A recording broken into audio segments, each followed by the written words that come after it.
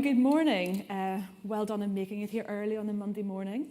I'm Dr. Una Murphy. I'm a Turing Fellow at the Alan Turing Institute, and I'm a Senior Lecturer in Digital Culture and Society at Goldsmiths. But most importantly for you, I will be your MC on the conversation stage for the next 2 days. If you're joining us remotely, there should be a QR code appearing on your screen right now. And if you're in the room, you can also scan this QR code. This is really important because this is the conversation stage. And over the next 2 days, there's going to be lots of opportunities for questions and discussion, and we'll be managing this through Slido. So scan it now, but it will also appear at multiple points. So I research and work in digital culture and society, which means I'm really interested in starting conversations. My work really explores the impact of AI on both culture and society in its broadest sense. So I've led projects that examine the impact of AI on humanitarian work with the Red Cross in Geneva. I'm currently working with the Edvard Munch Museum in Oslo to explore how drawing can provide an explainable mechanism for understanding computer vision technologies. And I'm currently working with Arts Council England to develop an ethical framework for creative practice in the use of AI. The arts and culture sector are really important in this space because they're a sector that extend to every corner of the country through audiences, artists, and society. So, as you might have guessed from my somewhat eclectic range of projects, I'm really interested and excited by the space between disciplines. And that's what we're going to explore on this stage over the next 2 days. At this point, I'd like to thank our partners. I think the partners also give some indication to the diversity of conversations that we'll be having over the next few days. This stage is dedicated to insights and engaging conversations from right across the ecosystems that exist around AI and data science. And so together we're going to be asking, how is AI and data changing the way we think about the world around us? And how do we prepare for unknown futures? I'll be back shortly to tell you more about AI UK, but for now, I'm absolutely delighted to welcome Jean Innes, CEO of the Alan Turing Institute, to the stage to formally open AI UK. Jean.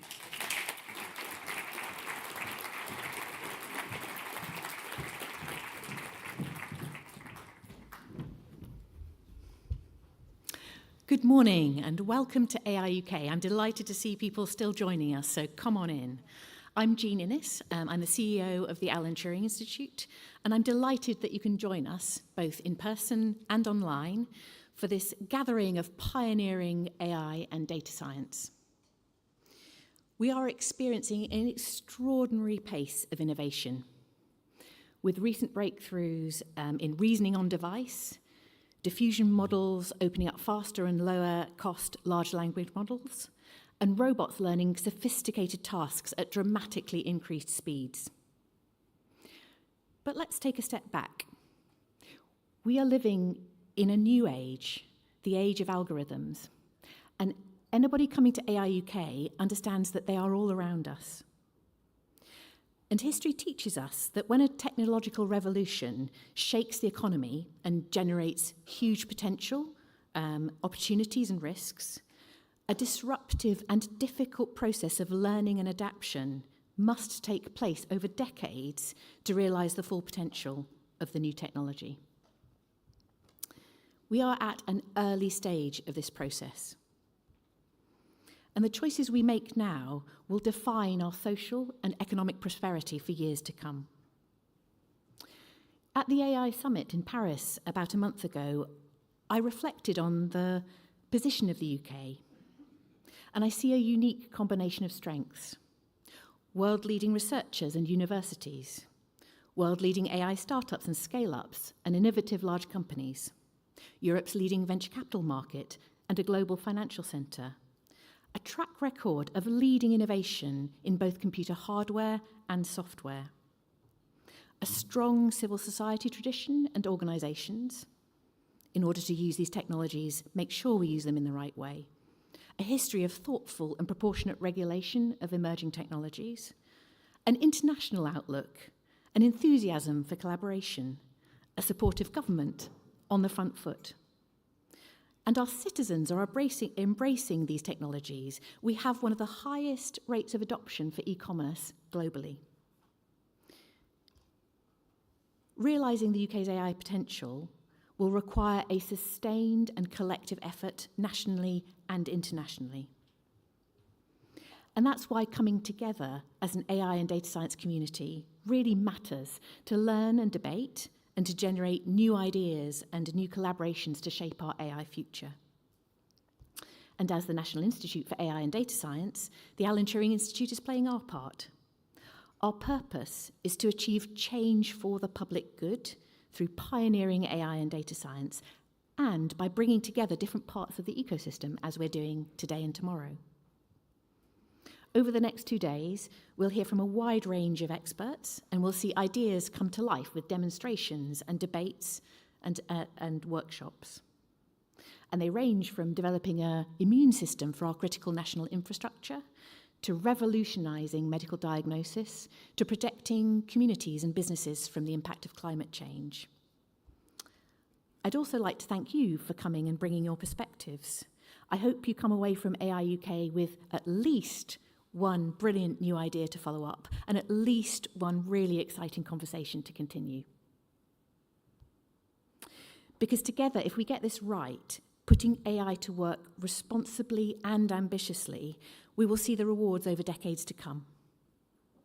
Not just economic growth and improved public services, but transforming our economy and society to prosper in the age of algorithms.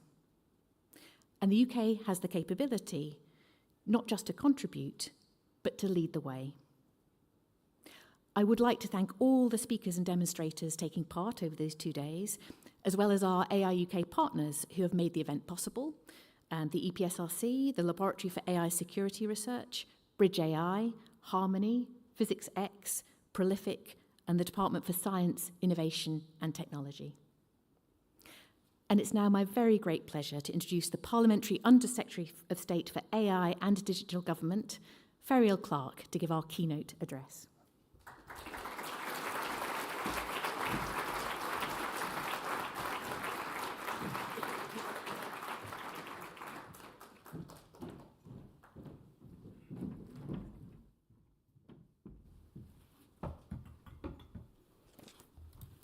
Good morning, everyone. I got the memo about the pink. Thank you, Jean, for the introduction, and good morning, everyone. I'm delighted to be here with you all this morning. So, in 2001, I learned to code. I was studying for my master's in bioinformatics in Exeter, and that meant analysing data sets and picking up coding languages and using that analysis to help us sequence genomes, create medicines tailored to your DNA, or predict the effects of new drugs. This was 24 years ago, and tech looked a bit different back then. I was rocking the Nokia 6310. It was the first time the Nokias came out without the antennas. Apple had introduced the iPod, promising 10,000 songs in your pocket.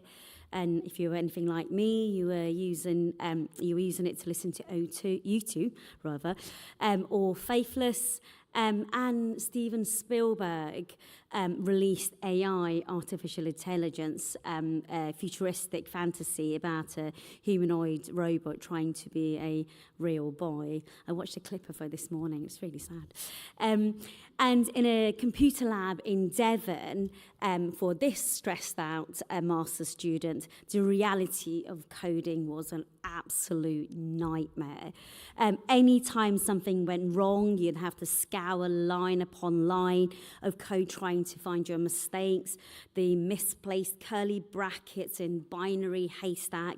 One error could set your research back by hours and hours, if not days. I used to have nightmares of curly brackets chasing me. And I don't need to tell you how different a picture we have before us today. When my phone is my personal assistant, my concierge, my navigator, when 90% of the world's data was created in the last 2 years, when AI is no longer the stuff of like film directors' dreams, but a practical tool changing our lives day to day, scanning for diseases in hospitals or helping teachers plan lessons, and when governments are seizing the opportunity to change how we operate too. Last month, I went to see the government digital services in Whitechapel.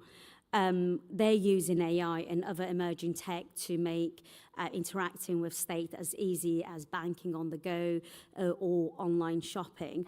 And a lot of the work to do is powered by AI.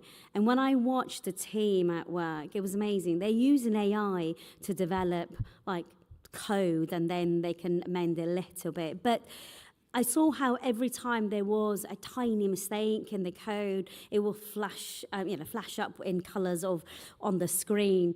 Instant detection, instant fix, and it was fascinating. I haven't looked at code for many years, so it was incredibly impressive. No more hours of hunting for the curly bracket or days of research lost. But globally, change is inevitable. But what's not inevitable is the UK's place in all of that. Do we stand and watch change happen, or do we take a leading role? I know that for all of us in this room, there's only one choice there. The UK's legacy is one of leadership, the third biggest market for AI in the world, driven by research from 4 of the world's 10 best universities, and we're home to some of the brightest luminaries in artificial intelligence, with 2 British Nobel Prize winners for AI just last year. That talent stands on the shoulders of Ada Lovelace, Charles Babbage, and the man whose extraordinary contribution brings us all here today. But we are not content to let the legacy remain just as that, a legacy, a history that we look back on fondly, while in present day, other countries outpace us. And British people miss out on the benefits that AI can bring to their day-to-day lives. To reap the rewards, academia, industry, and the public sector must work together in forums like this to solve our most pressing challenges.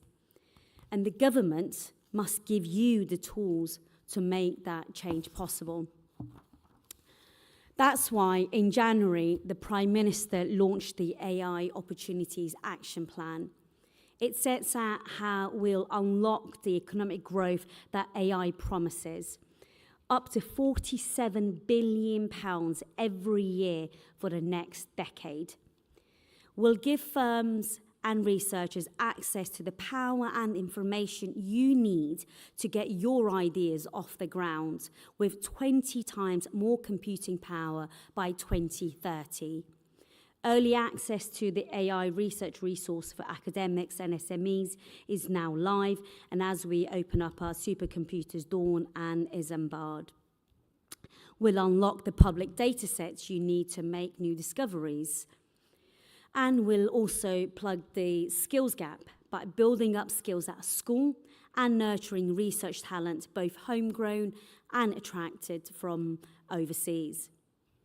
As part of this, we're expanding the brilliant Turing AI Fellowship to give leading academics from multiple disciplines the tools they need to use AI in their work.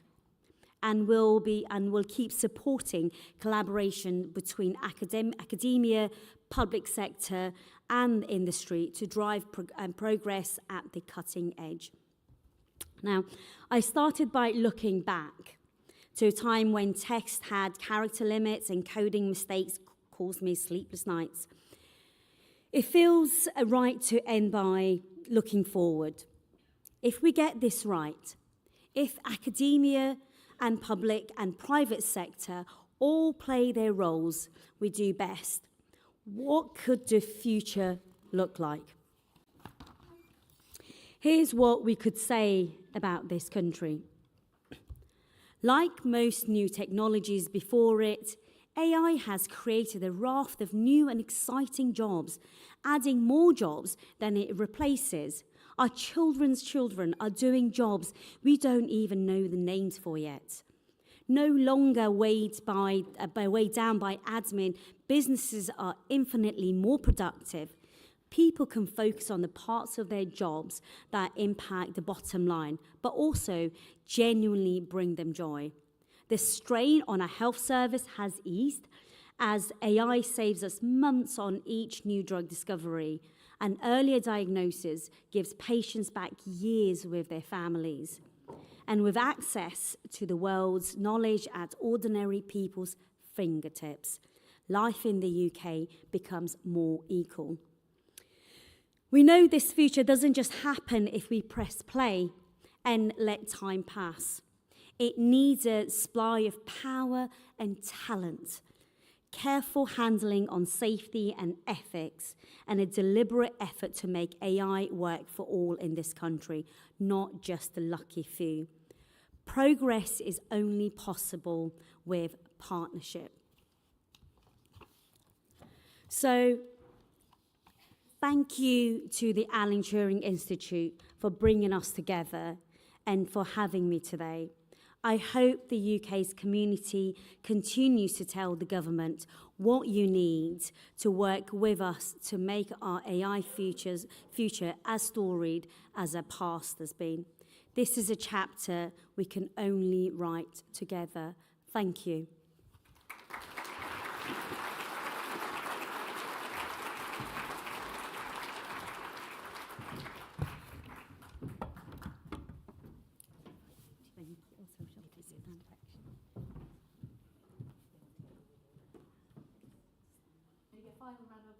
Oh, no, sorry, thank you. Thank you very much. I loved your line about...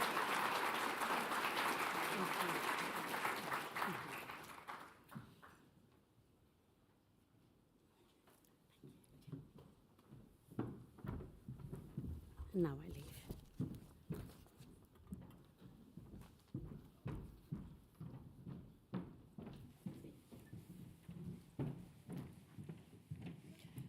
Brilliant. Thanks to Minister Clark and Jean for some really great opening remarks. A few important notes from me before we kick off and welcome our first panellists.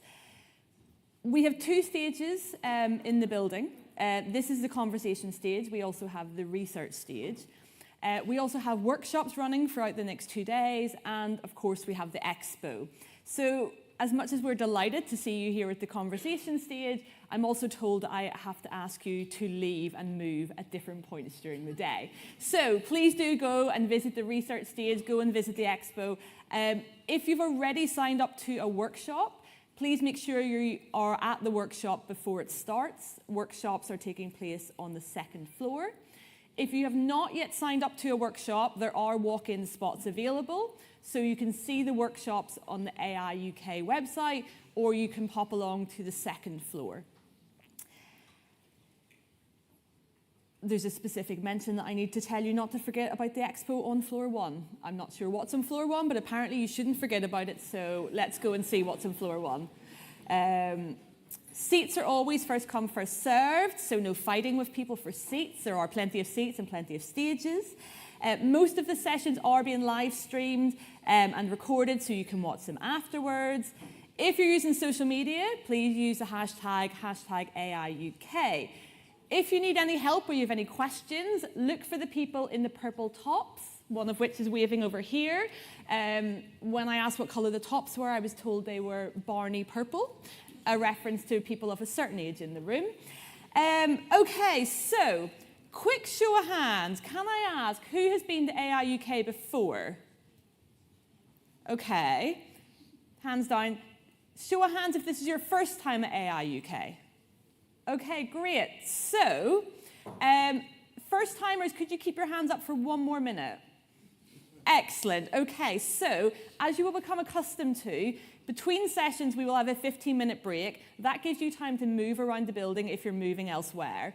Those that have your hands up, make friends with those that have their hands down over the next 10 or 15 minutes. This is the conversation stage. This is a good time to start. So, if you're leaving, please do so. If you're staying, we will be back at 10 o'clock for our first session with Professor Tim Watson. I will see you then.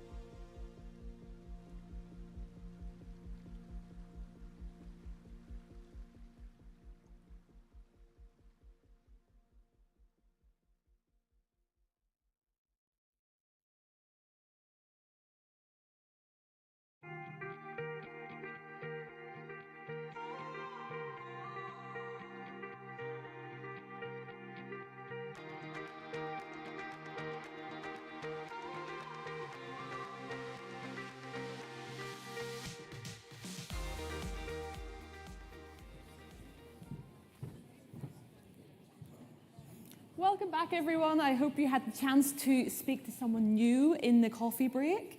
For our next panel, I'm really delighted to welcome Professor Tim Watson. Tim is Director of the Cyber Institute at Loughborough University and Science Innovation Director of Turing's Defence National Security Grand Challenge. In this session, Tim and his esteemed panellists are going to explore a very important topic to everyone in this room and wider society, because they're going to be looking at how UK lives rely on critical infrastructure, but most importantly, examining what resilience in this space might look like. Tim.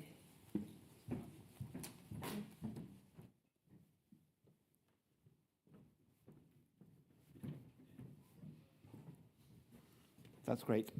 Welcome, everyone. And I'd like to just invite all of my panelists to the stage. So Peter, Megan, Vas, Chris.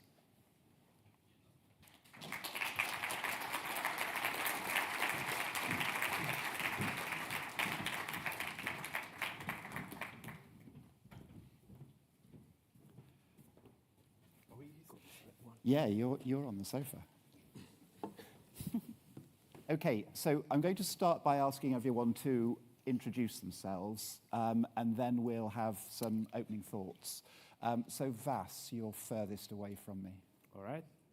Hi, everyone. Thank you for coming. I'm Vas. I co-lead the AI for Cyber Defense Research Center at the Turing. I care about cybersecurity problems, and I think AI will help us solve many of them. That's my quick intro.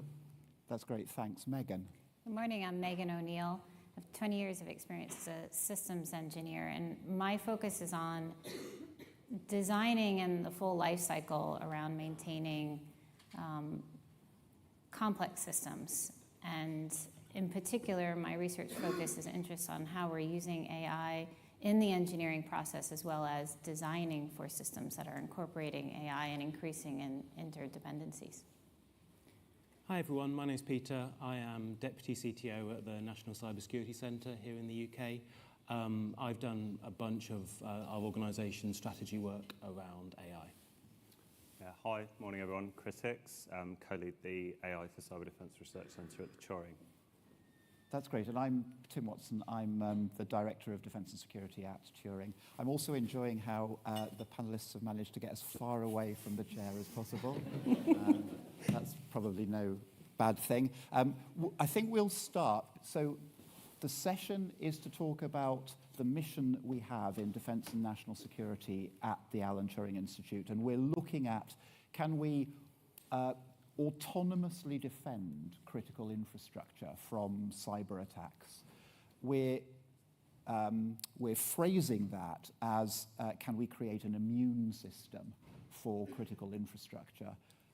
For those of you with long enough memories about artificial intelligence, you'll remember that quite a long while ago we had a go at, and it was fashionable to create systems that try to mimic immune systems across computerized networks, and it didn't go terribly well. But what we're hoping is that you've forgotten that baggage, and what we're attempting to do is to use immune system really less as an accurate description of precisely what we're trying to do, and more as the metaphor that is driving us.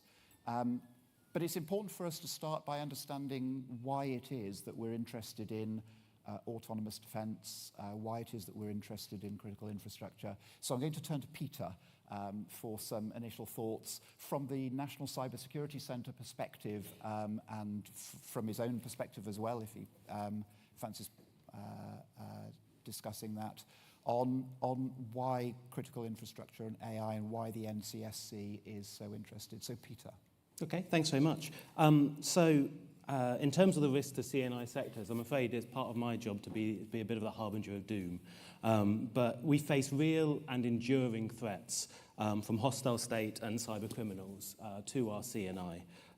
If we take the example of ransomware, that malicious background radiation that anyone who puts infrastructure on the internet is aware of, we've seen that they've got a willingness to target CNI.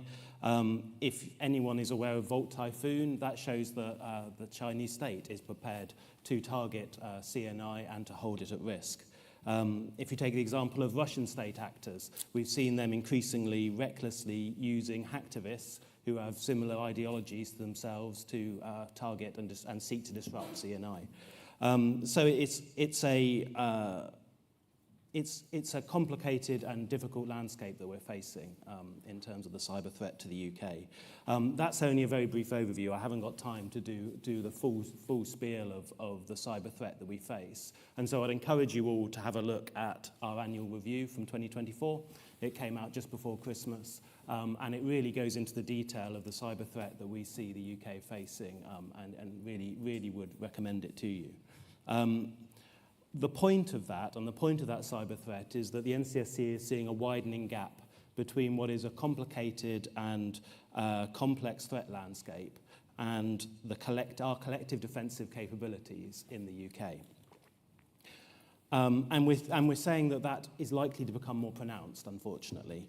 So we are seeing actors growing in scale and capability, and at the same time, the relationship between those state and the non-state actors are becoming increasingly obfuscated. And so there is a rising tide, I would say, of cyber risk that the CNI is facing. And so against that landscape, it is absolutely vital that we increase the cyber resilience of UK CNI via any means necessary, effectively, and we need to do this urgently. And AI is one part. It's not the only solution, but it is definitely one part of this solution. So NCSC, ourselves, we've been working with DCIT and with partners in DSTL and international partners to champion the secure and responsible use of AI and development of AI and application into sectors such as the CNI. NCSC itself, we've got a long history of R&D in data science and AI technology. So, for example, in order for AI to transform, AI really does have the potential to transform CNI. I've talked to a number of people who work in the CNI sectors, and they're looking at AI to drive efficiency improvements, to improve customer engagement, to do network management, to improve cybersecurity. And there's some bold and ambitious plans, which is really exciting and really great to see. But of course, we need AI and CNI to be secure, and we need to realize that opportunity while managing the risks. From personal experience, I've seen that the intersection of cybersecurity and AI is vast and complicated. AI, for me, is a fundamental future technology of cyber, and cyber is essential to the success of AI. So from the NCSC point of view, we look at AI through three lenses. We look at it as providing an uplift to adversaries, increasing the threat. We look at it in terms of the fact that we can use it to help protect ourselves, and that's a large part of what we're here to discuss today. And we look at it from terms of we need to protect that AI, so we need to develop secure AI systems that can be used safely in CNI networks. The bit, though, that I'm most excited about is the opportunity that that AI adoption into CNI presents. So for AI to be adopted, that means we need to have an increased use of digitization in our CNI sectors. A modernization of infrastructure is required in order to get the data that is necessary to make AI work. And for me, that's a really fantastic chance for the CNI sectors to improve their security as they go through that digitization process and get ahead of that threat that I spoke about at the beginning. That's really helpful. Thanks, Peter. We're only a few minutes in and already the iPad has died. So I've left it on the front for anyone who wants to try and revive it. The point about critical infrastructure and AI coming together is absolutely key.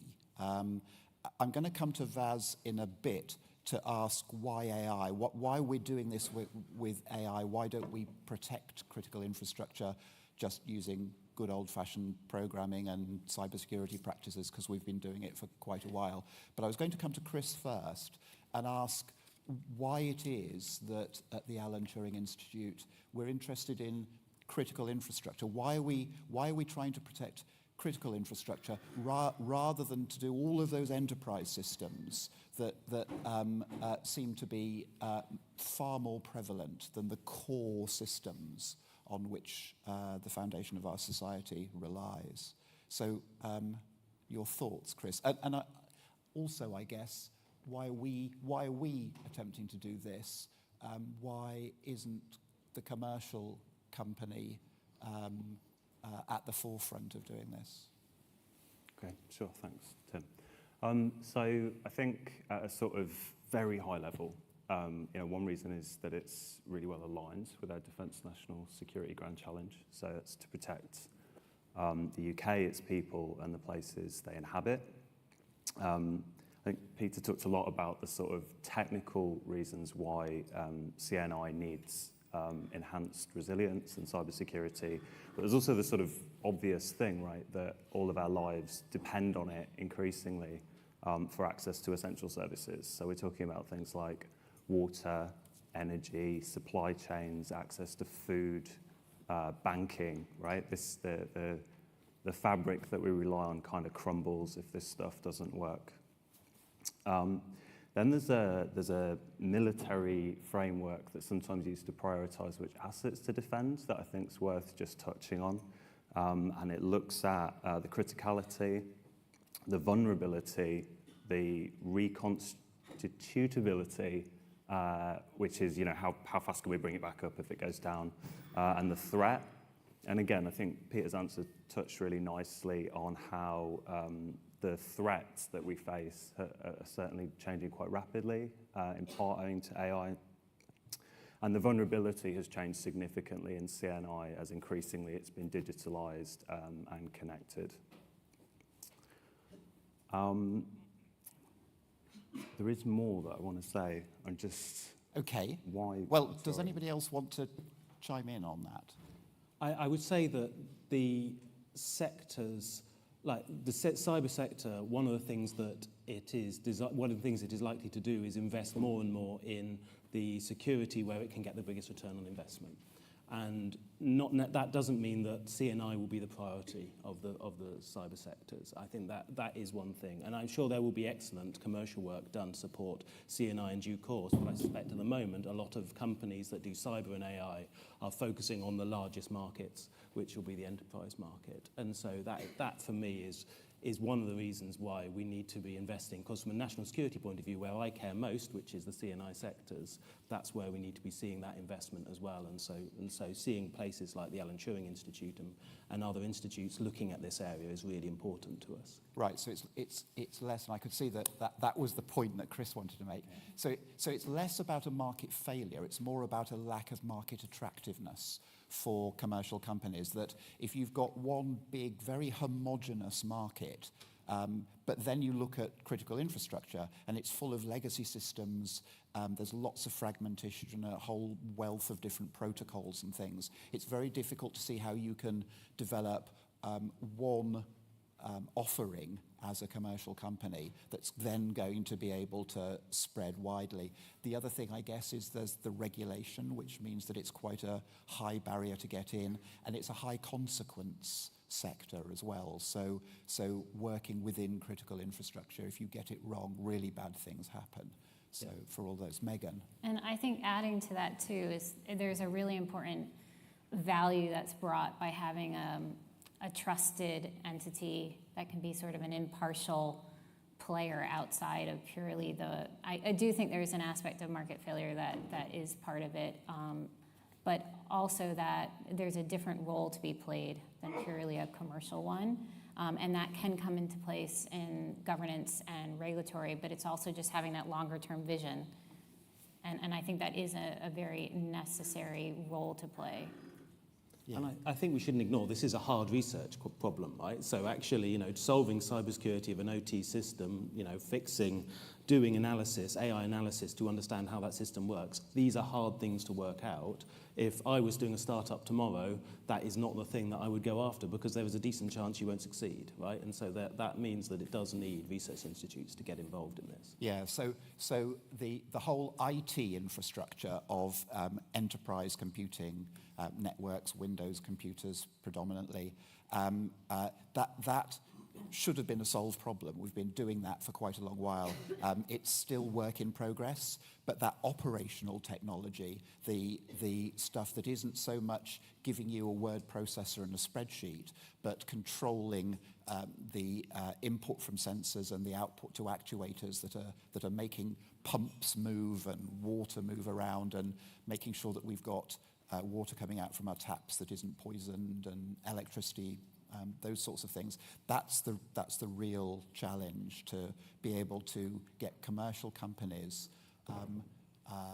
sufficiently incentivized to be able to play. And I think that's where the work that we're doing on the mission, I think that's where we can play a critical role, because this is a problem at scale. It's a really ambitious challenge, but if we can make some early progress, that's something then that commercial companies can work on. So yeah, that would be really good. Now, we're at AI UK. We're part of the Alan Turing Institute, which is a National Institute for AI. Vas, why are we using AI to do this? I mean, you know, surely we could just write some code and do all of the things. Why is it AI? Right. Yeah, very good question. I think AI in cyber defense, AI is inevitable and thankfully the smart thing to do. When I say inevitable, I mean it's an appropriate response to adversaries that use increasingly often AI. And I didn't expect that I would be saying that, but now we're getting threat intelligence reports from OpenAI and Google with Gemini. And these companies are AI companies, so how come they have threat intelligence? And it's because adversaries are using their software or product, and as a result, they do get to see what kind of tasks they use it for. Now, obviously, this is just the tip of the iceberg, because there are lots of models that are offline, controlled by state-level adversaries. So we don't have public threat intelligence reports on those, but we know it's happening. So if you want to counter attacks that are powered by AI, you need to be able to respond at the same scale and with the same intelligence, literally. So it seems that the only way of doing that is by employing similar models of at least equal or better capability. That's why you can't hard code a set of rules of if this, do that, and be done. Now, I said thankfully it's also the smart thing to do, because through our work at the Turing, we found out that AI is actually pretty good in finding counterintuitive solutions to problems. So it's great using human priors and things we've, in the last 10, 20 years as a security community, we've developed. But it's also really good having kind of these fresh, new ideas coming out from the machine, really, and employing them to protect systems. Yeah, it's really helpful. Chris?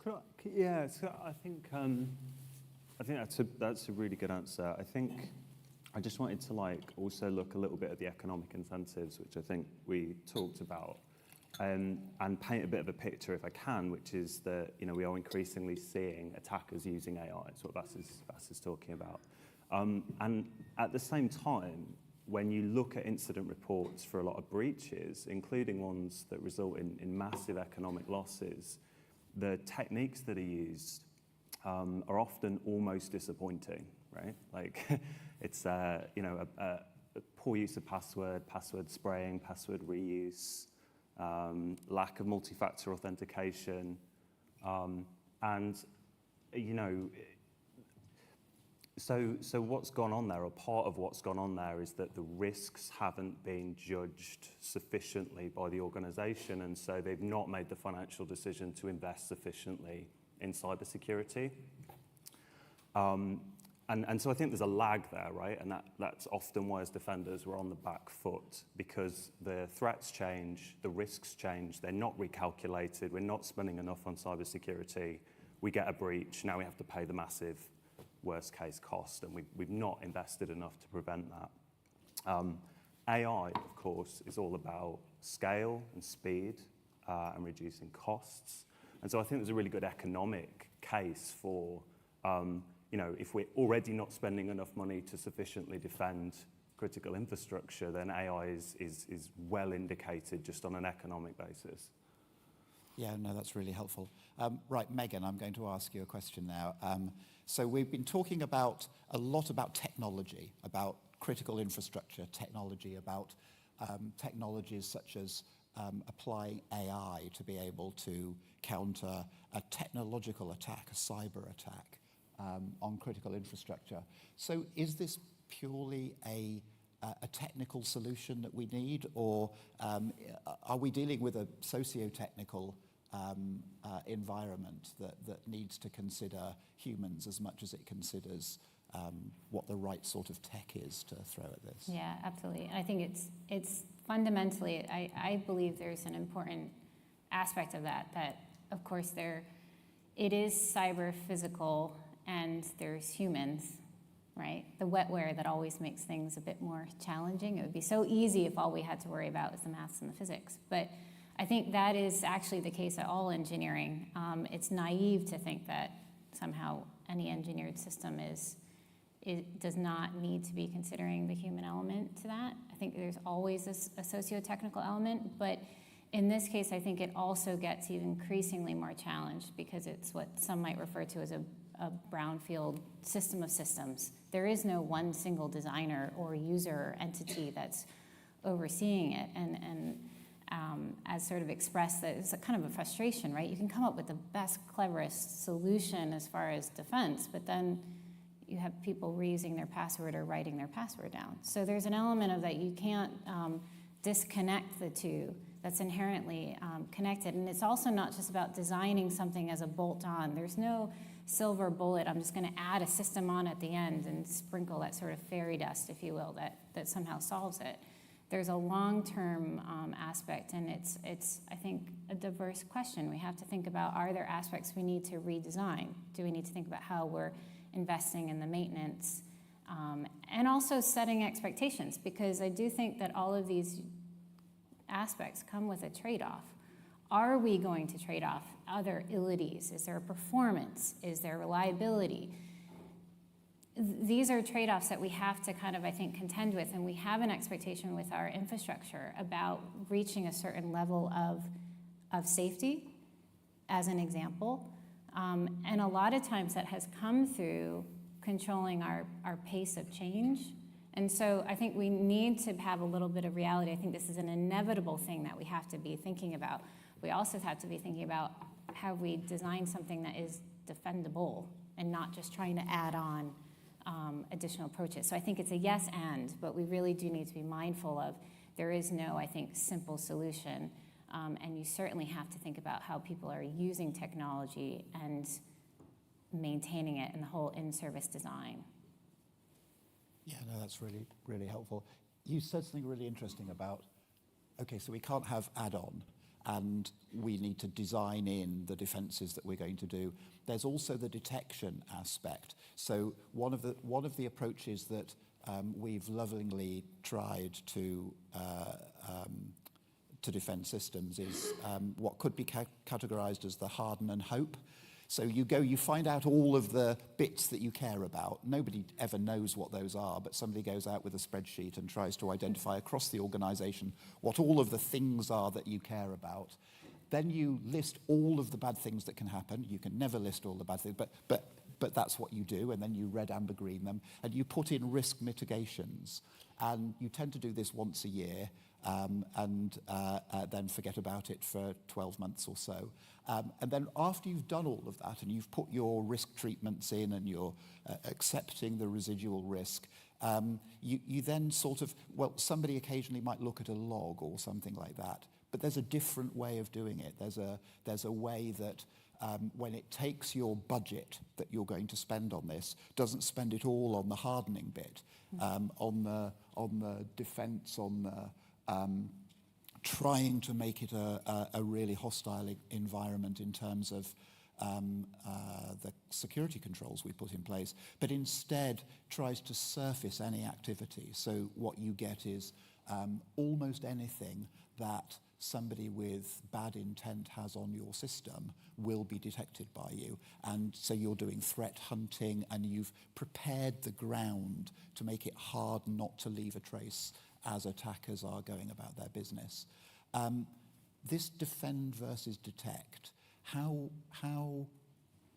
should we approach getting that balance right? I mean, I'll start with Megan, because we're on a roll, And then I'll ask Peter, because obviously he's got all of the answers.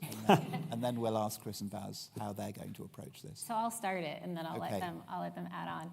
I think I think that's a really interesting kind of segue into the human element as well. Is that I think having that, we need to have feedback loops to help with our own behavior and to know what's right. And I think that is a critical aspect that's often missing if you look at whether humans are in a position, are we well suited to be making an informed decision? There's usually an aspect of information that's missing. So that detectability can really be very helpful. And I think that's actually often what is missing in our current system designs.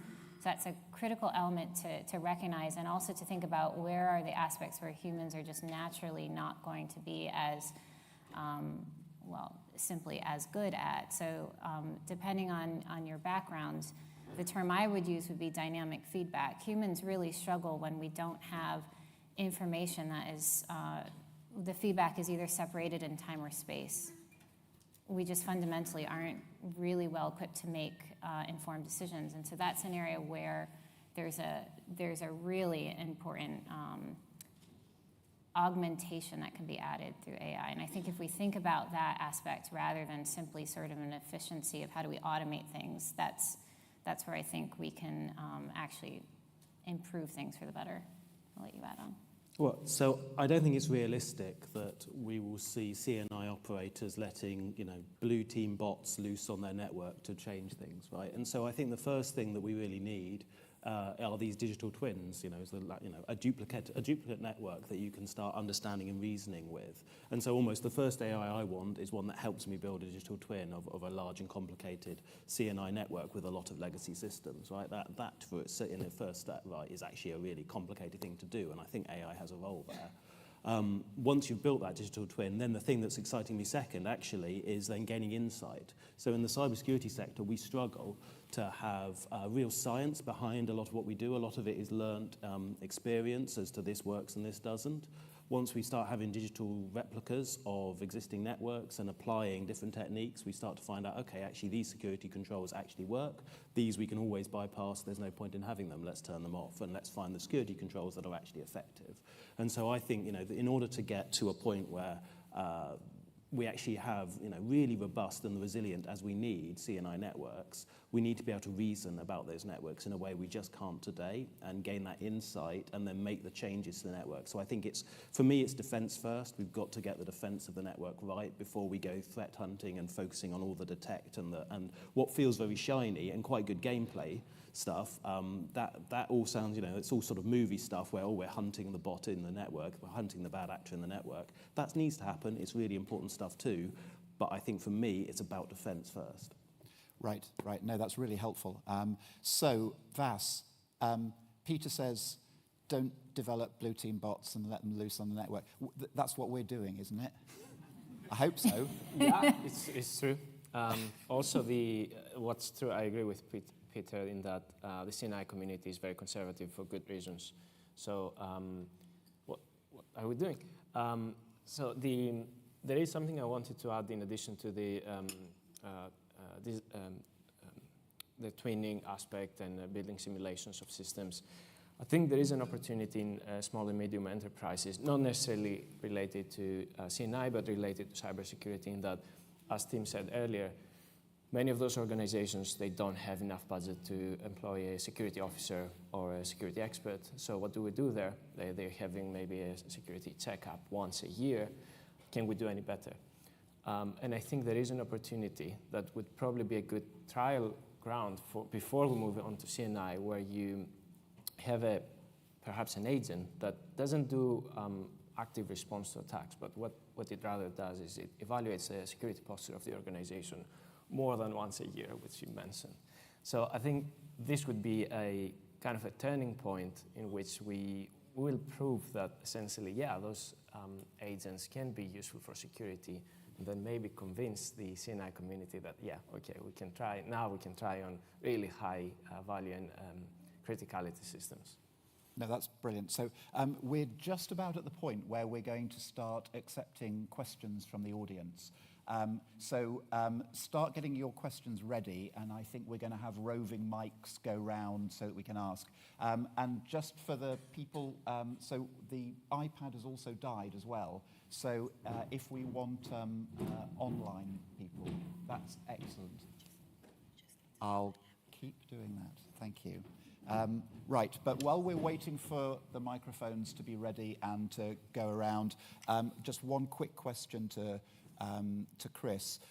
You're focusing on reinforcement learning for AI. Why reinforcement learning rather than some other? Why can't we just use ChatGPT and ask it how to defend critical infrastructure? Well, I asked ChatGPT about that. And it said, no, I mean, I think it's worth clarifying a little bit there. So I wouldn't say that we're using reinforcement learning to the total exclusion of other appropriate methods or complementary methods. DeepSeek is probably a good example of this, where clearly reinforcement learning is an important part of sort of flagship, machine learning architectures. With that said, reinforcement learning as a learning paradigm is unique. It frees us from the need always for a labeled data set or detailed or accurate prior knowledge of the exact inner workings of a system. That's something that we often lack. So frequently we make a model of a system, we might try to prove that it's secure with respect to those assumptions. And then we later find that those assumptions don't hold when it becomes apparent that our system's been attacked. So what reinforcement learning can do is treat a problem almost as a closed box, the inside obscured, not fully known, and then search for solutions to a problem with respect to a goal, which could be uptime of a system in the face of a very powerful adversary model, for example. Yeah, and that's really important because in effect what we're seeing when we use generative AI to write some text for us is it's trying to predict what the next token is, or diffusion model is working slightly differently. But in essence, what it's trying to be is as least surprising as possible, the most likely next thing. Reinforcement learning does two things that's not. The first is it can actually find a solution that's better than anything that human beings have written on the internet. And it can be genuinely surprising. So real novelty can come out of it. So that's important. Right, questions. Who's got a question in the audience? Stick your hand up if you've got some. Okay. Hi, Robin. I work at Recorded Future, a cyber threat intelligence company. I was curious, there's a lot of talk around AI and using that. There's also the issue of like human interpretability. How are we thinking about that in the critical national infrastructure space when the systems that people are working on aren't necessarily interpretable for any individual human at the same time? Yeah, no, thank you, and that's a great question. We often hear about AI explainability, and people talk as though that's the only thing. But when an AI does something, normally something bad, and you'd like it to explain how it did it so that you can justify the actions it took, that's completely different from interpretability, which is AI acting in a way that is interpretable by a human being. So if we want humans and machines working together, one of the things that we want is this interpretability. So it sort of feels like the sort of thing that your mate would have done if they were competent and working alongside you. So Peter, I think I'll go to you first. Well, I would say in the cyber sector, this has been a challenge for a long time, right? The issue is not detecting anomalies in cyber networks or in any computer network.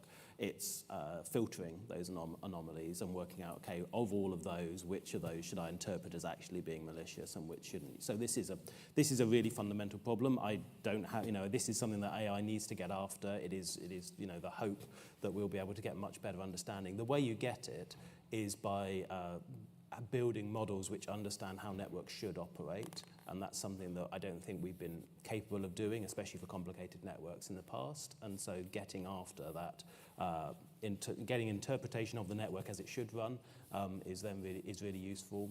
I would say there is an aspect, so one of the challenges I have seen people posing AI towards and not succeeding is they say, I want you to distinguish between malicious actors and my normal users. And when you look at the behavior of normal users, they look like the same as malicious actors. And so in that case, the AI hasn't got a hope, right? No one has a hope, right? The two look the same. You've got someone in a hotel room that's connecting up to the CNI and downloading data. That's normal use. It's also exactly what an adversary wants to do.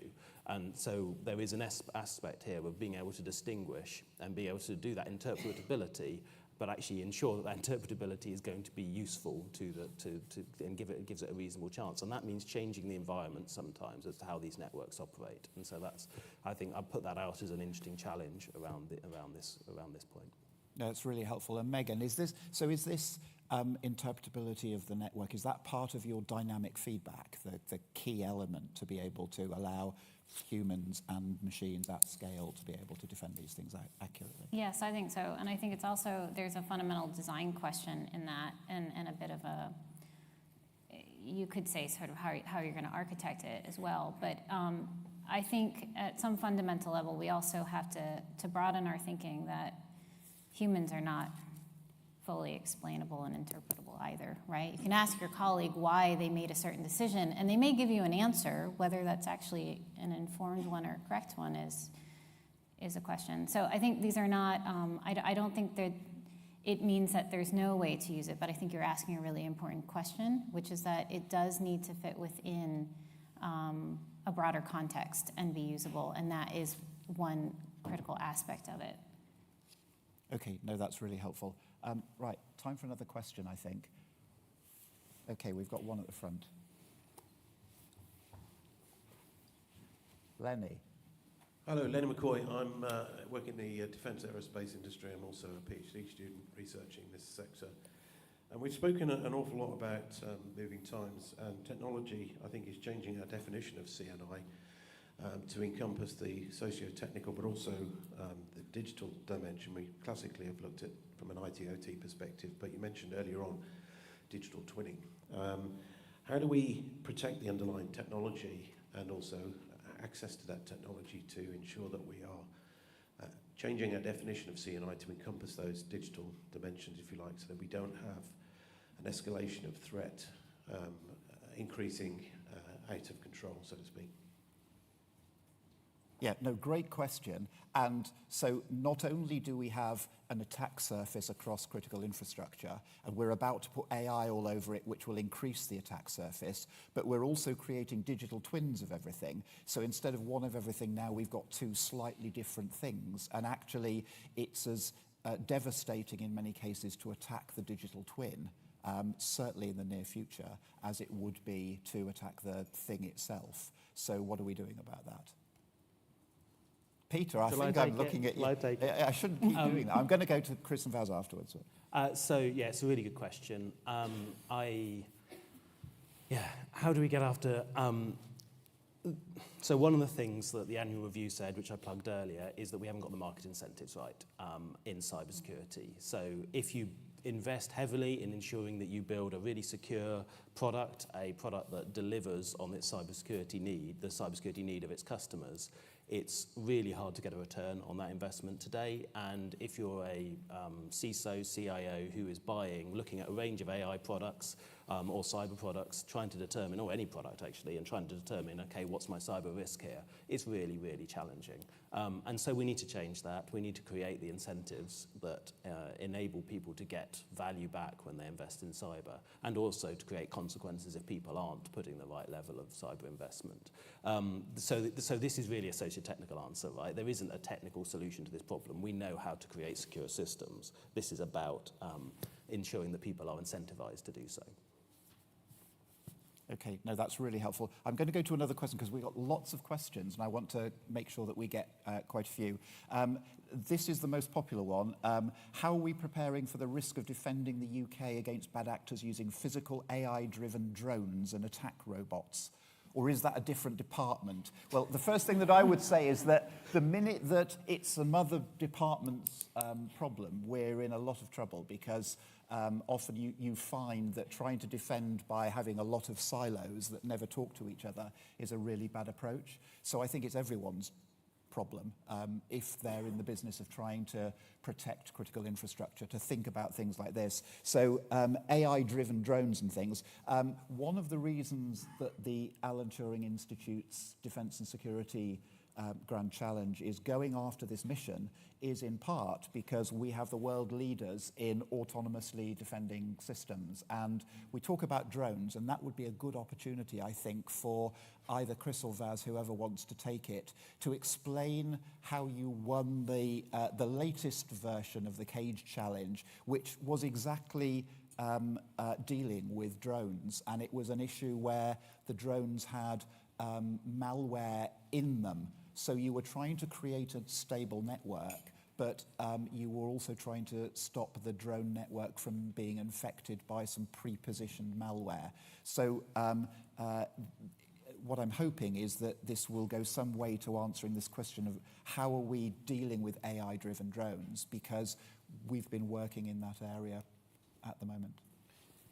Yeah, it's a very interesting scenario. And also, I guess, very interesting, again, that we've done work on this, as you said, Tim. So what happens is, with drone networks, you have this other level of difficulty in that you don't have perfect connectivity. One drone might be able to talk to its immediate neighbors, but the whole network is not perfectly connected, which means that now you don't need one defender somewhere in the network, which is common in IT networks, or at least in the subnet. But you need every drone to have some level of intelligence to be able to diagnose itself, but more importantly, its neighbors. And this was exactly the scenario in the Cage Challenge, as you described. It was an international competition by TTCP, and the setting was you had some drones that were becoming malicious, and then they would try to exploit their immediate neighbors.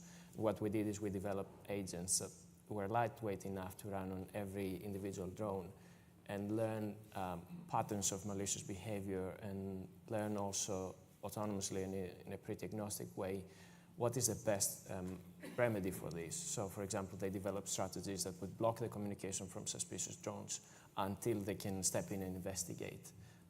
And the impressive thing is that this behavior developed autonomously between the drones during training and simulations. Okay, no, that's really helpful. I'm going to take two questions that I'm going to combine online, and then we'll have a final question, I think, from the audience. So Chris has asked, where do you draw the line re AI integration with protecting CNI? How do you mitigate the risks inherent in AI when applying it to CNI? And I think this is to do with attack surface. It's the fact that attackers will often go for the most adaptive parts of the system, and we're just about to put a really adaptive part that hasn't been there before. There was another question as well, and I think it would be good to try and combine these. Is the use of shadow AI an issue for CNI? So shadow AI is I guess, parallel to shadow IT, that one of the things that we often see is you've got a remote electricity substation. It'll always break down in the middle of winter at 4 in the morning. The engineer doesn't want to go out to it, so without their bosses knowing, they will connect to it a laptop and a mobile phone so that they can stay in bed and then just remotely solve the problem. All of a sudden, you've got a substation that you didn't realize had a mobile connection out into the internet, and it's completely unmanaged because there's only one person who knows about it. There's a similar thing that we're seeing with AI, where people are being asked to do their normal job, and they're having a go at asking ChatGPT to do it. You could almost imagine that somebody whose job that at times might be a bit tedious, looking at logs or doing something like that, might, without telling their line manager, decide that they can produce personal efficiency savings by including their own IT without anybody knowing. So I guess, what about the dangers of increasing the attack surface, and is shadow AI an issue for us? Chris? I think it's a good moment just to focus on the 3 interactive targets of the mission, which we've talked about in parts throughout the last sort of 45 minutes. But those include building digital twins, or high fidelity simulations of the infrastructure that we're trying to protect. Running competitions, I think, is the bit that we didn't talk about. So opening, representative and sort of derivative challenges up to a wider audience for engagement and attack and defense, and then building the models ourselves. And I think that goes some way of answering the question, because rather than just building some AI and chucking it straight on a bit of live infrastructure, we're going through a process of trying things first in simulation at a high fidelity, opening that up to potentially the world, right, to a global audience, to check the security of it, to see whether people do things like use ChatGPT, what do they use it for, what impact does that have on the security, and then adding where necessary to that, our own models, combining insights from multiple competitions and teams. That's brilliant, thank you. Apologies, we've not got time for any more questions. This is an ambitious mission. I'm so glad that Chris, Vaz, you're working on it in partnership with Peter and the National Cybersecurity Centre. Let's welcome and thank Vaz, Megan, Peter, Chris. Thank you very much.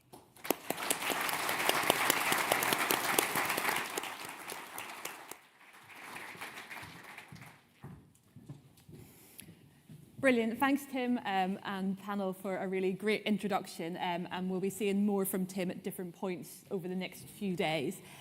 So we now roll into a 15-minute break. That's your chance to move between floors and engage with the lifts, which I hear is about an 11-minute journey. Next up, we will be having the Children's AI Summit, and we'll have a stage full of children that have lots of interesting things to tell us. So we'll see you back here in about 10 or 15 minutes' time.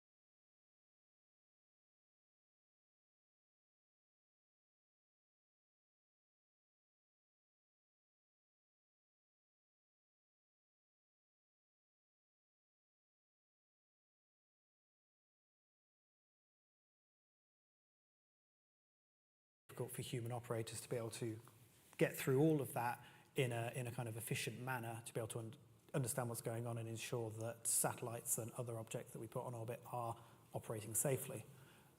So it's both a challenge and I think also an opportunity for AI, machine learning tools to kind of take on that challenge and really help with the processing of that massive volume of data. What are the up-and-coming capabilities on the AI side that can really help operators in tackling this challenge of having large volumes of data that we're unable to analyze quickly? I mean, I think it's moving really quickly, and AI, as we've heard before, is really good at solving or taking on complex things. But building on the space weather example, AI is extremely powerful at replicating physical systems and doing it very efficiently. So things that used to require a supercomputer, you can now do in a few GPUs. And so, for example, you could start to simulate the thermosphere, understand how the relationship between the sun and the thermosphere is affected by solar activity. This has a massive implication on drag for spacecraft. And so that's an example of using AI to simulate a complex physical system. And those opportunities are huge. There's everything from, as we say, space weather, but also the trade space analysis of spacecraft. These 30,000 objects, or you said 40,000 objects that are being tracked. AI is particularly powerful for starting to understand all those micro decisions those spacecraft might be making and the implication for potential collisions. So yeah, there's lots of opportunities. So you have a lot of historical knowledge around the physics behind space processes. How do we kind of best incorporate modern AI capability with physics aspects to ensure that we maintain a really safe space environment? I mean, data is the key thing. So having extremely high quality data sources, that's the starting point. So we're lucky with the sun in particular, because there's lots of instruments that have been put up with a lot of foresight. For example, the Solar Dynamics Observatory, another acronym, SDO, which looks at the sun every 8 seconds in 4K. It's a phenomenal asset, but that really helps us understand what the sun's doing. And then you can build this new category of AI called a foundation model. A foundation model can ingest this petabytes of data come from SDO, and then start to turn this into predictions which are useful downstream for satellite operators. So that's again an example of like a complex physical system which is now being, if you like, packaged by AI to turn that into insight that people can use to make better decisions.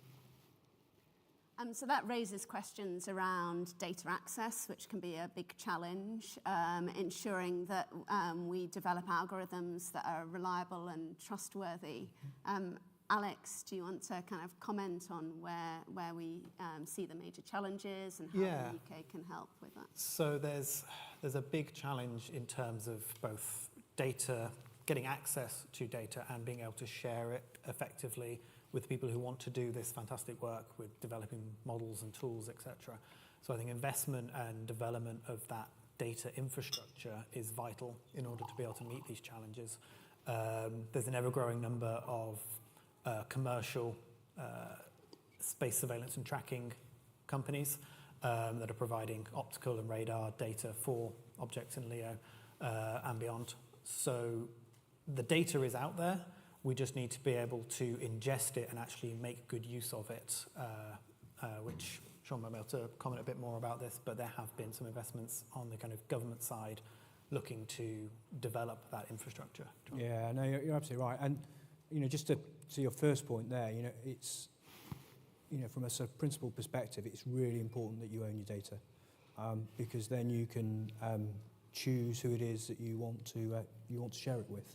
And so that's really important for us. And to your point in terms of where have we been investing, one program that was recently announced is Borealis. Borealis will provision the software going forward for space domain awareness. within the National Space Operations Centre. So that'll be an iterative program that's running for a number of years that will really seek to bring the best that is out there in terms of the work that you all do in terms of developing algorithms and solutions and pull those through and into defence. So we're really excited about Boreas. I think it's going to be a really interesting program over the next few years. Perhaps as well, Jamie, you can talk a little around the Oberon project that it was recently announced that had been awarded to Airbus. Yeah, sure. So, I mean, recently we were fortunate enough to be awarded the Oberon mission. Now, Oberon is a 2-satellite synthetic aperture radar, so another acronym, SAR, there for you, for UK Space Command. It's very exciting because it's another step on the UK kind of own access of satellite ISR data, intelligence, surveillance and reconnaissance, another acronym there. But equally, it is a great platform to show really what UK and UK industry can provide in terms of like the global kind of space picture. So it's a great capability. Are there concerns around how congested and contested the space environment is becoming and the implications for the safety of future missions and future programs? Yeah, I think there's growing concern kind of not just related to Oberon, but just generally just as a space operator. There is a multitude of like ways that AI can be used to help operators, such as AI decision making for conjunction analysis to avoid that. You can also use AI to help determine how you want to use your propellant in your space mission to make avoidance maneuvers. But equally, what's very important in terms of space sustainability is actually these sustainability requirements are introduced early into the design phase of the mission. If you're not designing robust, resilient, secure satellites, then when you need them to move, they might not be able to move. So we're kind of using AI to determine whether we can do AI-assisted fault detection and analysis and stuff like that for operators to avoid as little downtime as possible in order to keep the satellite going. So one, it can be doing its job in the operational, but two, if it is required to move, it can move. You raised an important point around sustainability there.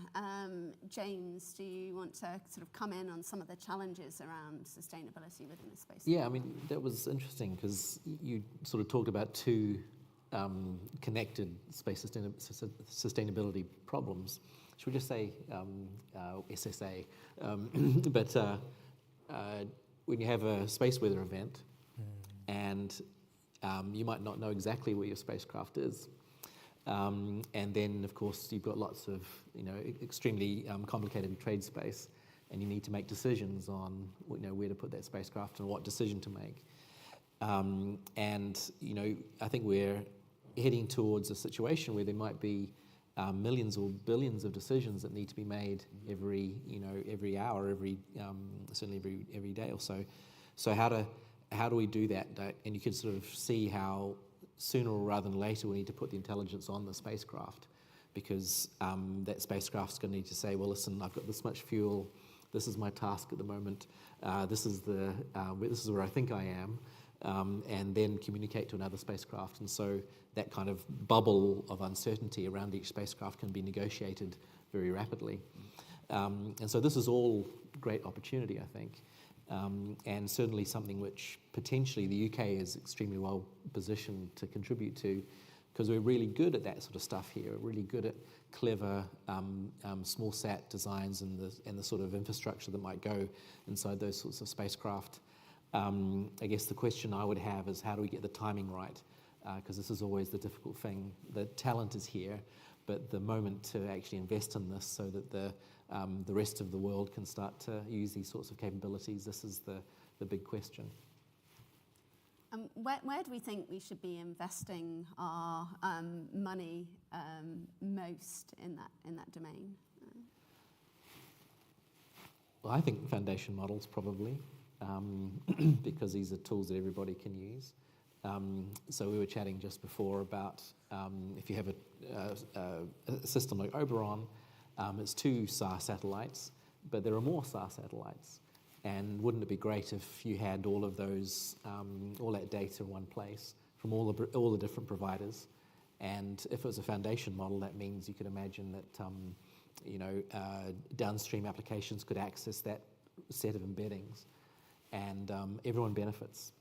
And so there's definitely a role for public entities to build these foundation models for everybody to use and make them validated, well understood, maintained, so everybody can benefit from these investments. So that would be my answer, but I'm sure other people would go. So just coming out a level, actually. So when the Defence Space Strategy was written, we talked about a framework for thinking about capability, and we described 3 things. We talked about own, collaborate, and access. So own are those capabilities, a bit like you were describing earlier in terms of Oberon and Borealis, those things that must be nationally owned and nationally operated.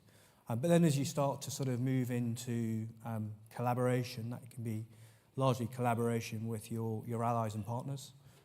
We are still a relatively small nation, and so the amount of space-based services and data that is going to be collected from space, we've got some really key reliance on our international partners, and we would wish them to share data with us, but also we would wish to share our data back with them. So creating great relationships there. And then you've got the bit around access, because the pace of technology here is pretty quick, and we realise that you're not going to be able to build everything yourself. So actually, some of the commercial market is absolutely leading, and so you just want to go out and buy, and it might just be buying the data or it might be buying the service, but you've got to apply that lens to your way of thinking around how it is that you're going to procure capability. And I suspect that will therefore also help inform, further down how you make the relative investments in the technologies, and how that sort of feeds back through into academia and also industry. So if we look to develop foundation models to make decisions for manoeuvres, collision avoidance, are there inherent risks around increasingly becoming more and more reliant on AI? How do we ensure that we kind of make sure our algorithms are secure, trustworthy? And perhaps, Elliot, you can give a view to the UK Space Agency's role on this. Well, with any development of AI, you're automatically going to have an increase in your cyber attack surface and the amount of data you're going to be using. So for our role, we'll be looking at implementing cyber standards as early as possible into the development chain, and ensuring that the companies and providers, they follow these. And one of the ways we do that is simply by going to small, medium enterprises and offering assistance in things like Cyber Essentials, which is what the NCSC recommends for all companies dealing with this. So is the risk very different in a space setting from typical cyber attacks? So you're operating in a domain where you may not necessarily always be in contact with your asset. If somebody moves your asset, for example, it can be very hard to find it again. So are there additional things that we need to be thinking about, not just in terms of edge AI capability and how things change from an edge AI perspective, but from the fact that you are challenged in terms of when you can access your asset in the space domain? I think in terms of edge AI, and you think about what edge AI actually means, putting AI models onto hardware that is, in edge cases, limited in some respect. It's probably the extreme of edge AI, because once you put something onto a satellite and you put it into orbit, you're never going to touch it again. You're never going to be able to fix any hardware issues that come up. You're never even going to be able to examine it to see what might have gone wrong in the event of an issue. And you're putting it into a very challenging environment, high radiation environment, so you get a lot of technical upsets with the electronics, that kind of thing. So there are a lot of challenges around deploying complex software onto satellites on orbit. There's a lot of hardening that needs to be done there. But absolutely, you're right. You also have very limited access to it from a software perspective. You can only upload and download limited amounts of data at a time, and only when you have line of sight between your ground station network and the satellite. And that might only be at certain times of the day for very short periods of time. So there are a lot of challenges around doing that. So I think there's an opportunity space there for developing the kind of models and the kind of hardware that can handle those types of challenges whilst operating on a very compact platform and one that needs to be reliable for the entire duration of the mission. We're seeing in the academic arena a trend towards looking at doing onboard automated capability, whether it be in the forms of detection, classification. Does the fact that you're trying to push machine learning algorithms closer to the edge also inherently raise the risk and threat level? And how can we go about mitigating against that? Yeah, I mean, it's really interesting. I'm sure everyone's been tracking Manus, this new Chinese agentic system, which came out only probably 10 days ago or something. But I don't know if you've noticed this or played with it, but it's essentially a black box in terms of its agentic system. So you run the agents and you see them running and then you get the result. This is obviously a disaster for a space-based solution. You want to be able to understand what those agents are doing and let humans to make a decision. And so I think whatever we design, we need to find ways where humans can be in the loop and not just agents take control. The crazy thing is it's just so fast, right? These things, again, I really encourage you to look at Manus because, you can say, design me a website and a second later it's there. And so this is, the speed is changing, and this is, I think, something which might take us all by surprise. Because it means that,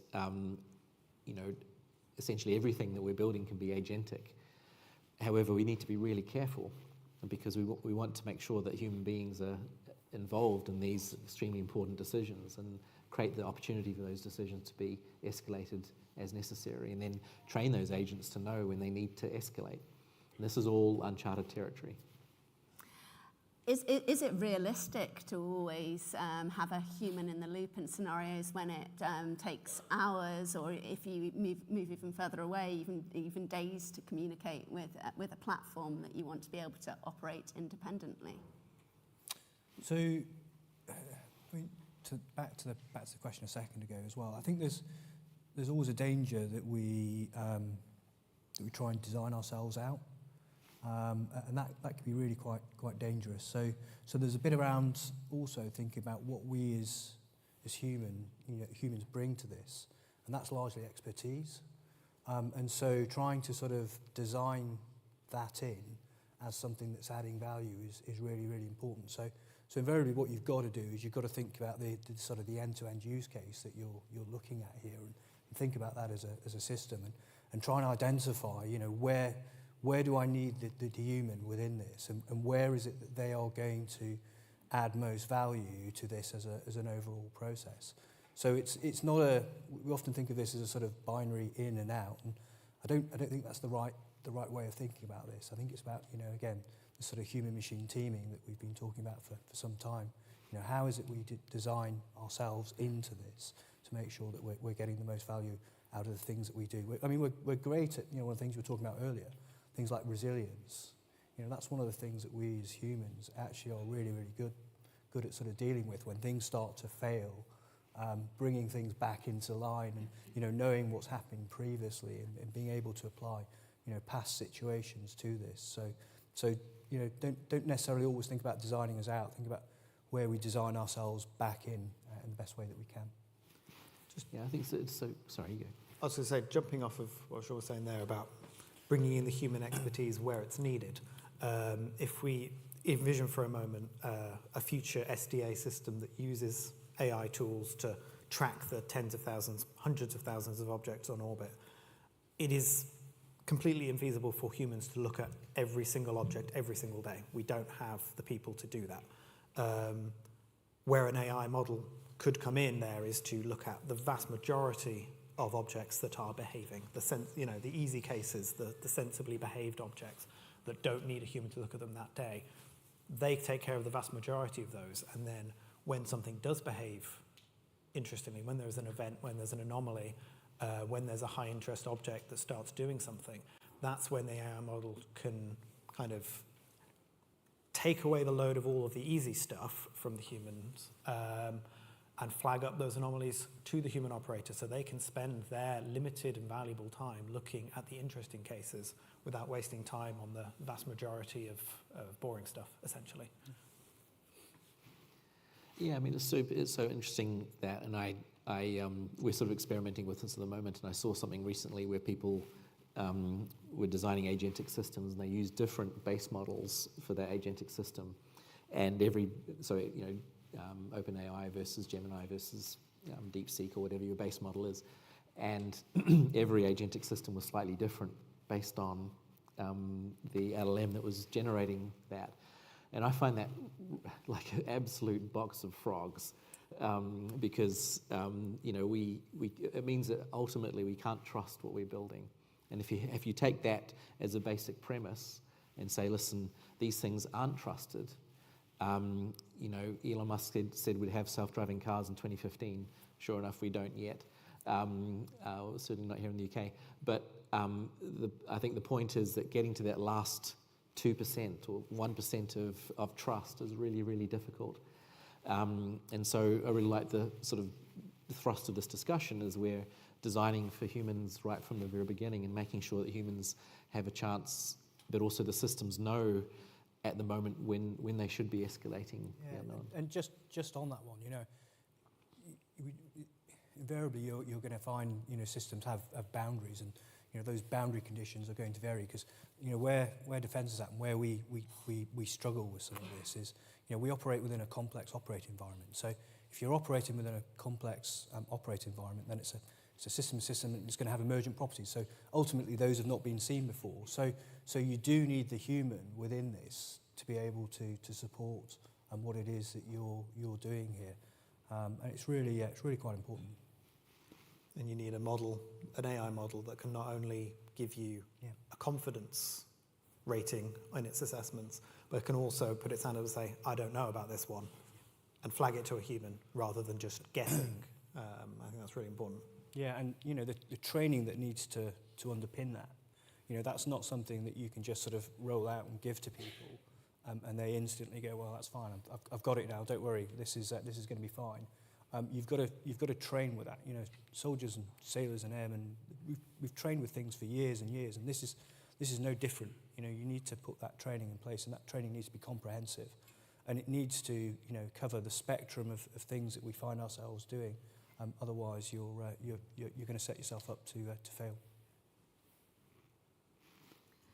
How can we implement policy that ensures that we have more reliable AI algorithms when we implement them so that a user can trust in what they're using? Well, invite scientists to be involved more. And again, foundation models are sort of fascinating because there's a sort of perception that if they're big enough, they're sort of, they know everything. But it turns out that really it's about the sampling decisions that were made as that foundation model is being built. In fact, sampling is more important than scale. And so some of the more recent foundation models that have been made for Earth systems, you can see where those prejudices have been built into the sampling strategy because, for example, they will fail in Antarctica because the people who are building them were saying, well, there's not many use cases in Antarctica, so we won't care about that. And it's those sorts of things which need scientists to check. And so there's a sort of absolute requirement for science as a sort of stepping stone in terms of making sure something is fit for purpose. But also, and this is really interesting, talking about the infrastructure for delivery of an AI service, the more it can be error-checked in real time. So having a continual learning system means that it gets better and better through use, and that's what you need. But to do that, you need to have a always-on cloud infrastructure. You can't just have some GPUs that you spin up dynamically. you need to have an infrastructure which is much more similar to what GCP can deliver. And we just don't have those things here yet. Like we might have like a big supercomputer that you can use for a few days to train your model, but we certainly don't have an always-on infrastructure that allows you to create a continual learning system. And so these are the sorts of things we need to start thinking about. Sorry, slightly wrong answer to your question, but yeah. So I would reflect on something that General Jack Shanahan said. I think this was back in about sort of 2019 when he was over at a sort of DSCL AI Fest, and he talks about getting AI off the bench, because that's where again we've struggled. We tend to look at these things in lab-based environments where everything is set and it's very measurable. But ultimately, when we're sort of engaging with these things with users, you know, the environment's not like that. And so you've got to take these things into naturalistic environments, and you've got to play with them in those environments and see how they respond, such that you can develop your techniques and your procedures in order to be able to deal and make these things work as effectively as you can. So that requires a bit of a change of thinking, both in terms of what is it we mean by assurance for these things, because you're getting into assurance with the user. The user needs to be part of that as you go forward, and it probably doesn't look like doing it in a laboratory. It probably looks like playing with this stuff for real. So we as users therefore need to come forward and be part of that as we go on that journey together. Otherwise, you're going to find that you're rolling things out, and it's not going to work in the way that you would wish it with us humans. What do you think are the areas that the UK can really lead in this domain on? Are there certain areas that we are already ahead of the game that we should be developing? I mean, I've sort of said already about AI for science. And we're really lucky that DeepMind has sort of positioned themselves as being, championing that idea. And I hope I'm not too prejudiced in this, but I believe that science is a crucial part of this, whether you're applying AI to healthcare or this situation, space situational awareness, space weather. There's a sort of temptation to think of them as engineering problems. But if you're trying to understand the relationship between the sun and the earth, that's a science problem. And so the more I think we can involve scientists, and the UK is great at science, arguably one of the best scientific countries on earth. And I think if we can celebrate that aspect and integrate more science and AI, that's just going to be, that's going to be the, if you like, the sharp point for our positioning. I think to kind of rehash one of my previous points about developing these models with a scientific approach to do so, that can tackle a lot of these challenges in an autonomous way, but with the human in the loop. That is absolutely an opportunity for the AI community to kind of contribute to this space sector challenge. And absolutely, I think the UK has the expertise to do that. We need you guys to kind of acknowledge this problem and go, actually, yeah, this is a challenge that we want to tackle. And now we have the kind of, I think, the political will and the infrastructure to support that effort. We have commercially available and other available data sets, massive volumes of data for you guys to come and play with. And we have the infrastructure now to support the implementation and operationalization of those models as they come to fruition. So I think it's really there's an opportunity now for that to happen and for the UK to be a lead on that kind of work. It's, for me, I think what you're touching upon is it's the exploitation part of data.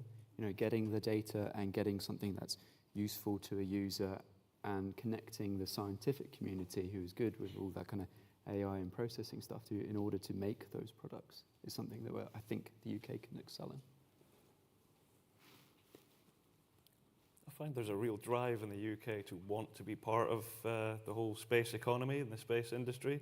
And as was mentioned before, we have a fantastic pool of resource in the academia that we're producing. And talent pool that we've got, and space as a sector, we've just seen grow exponentially, bigger and bigger, and it's going to require more and more input to do that. So I think we can really lead the way in talent to solve some of these issues and challenges of AI and from AI. I think now's a good point to start to bring in the audience a little bit. Have we got any questions in the room? The panel members.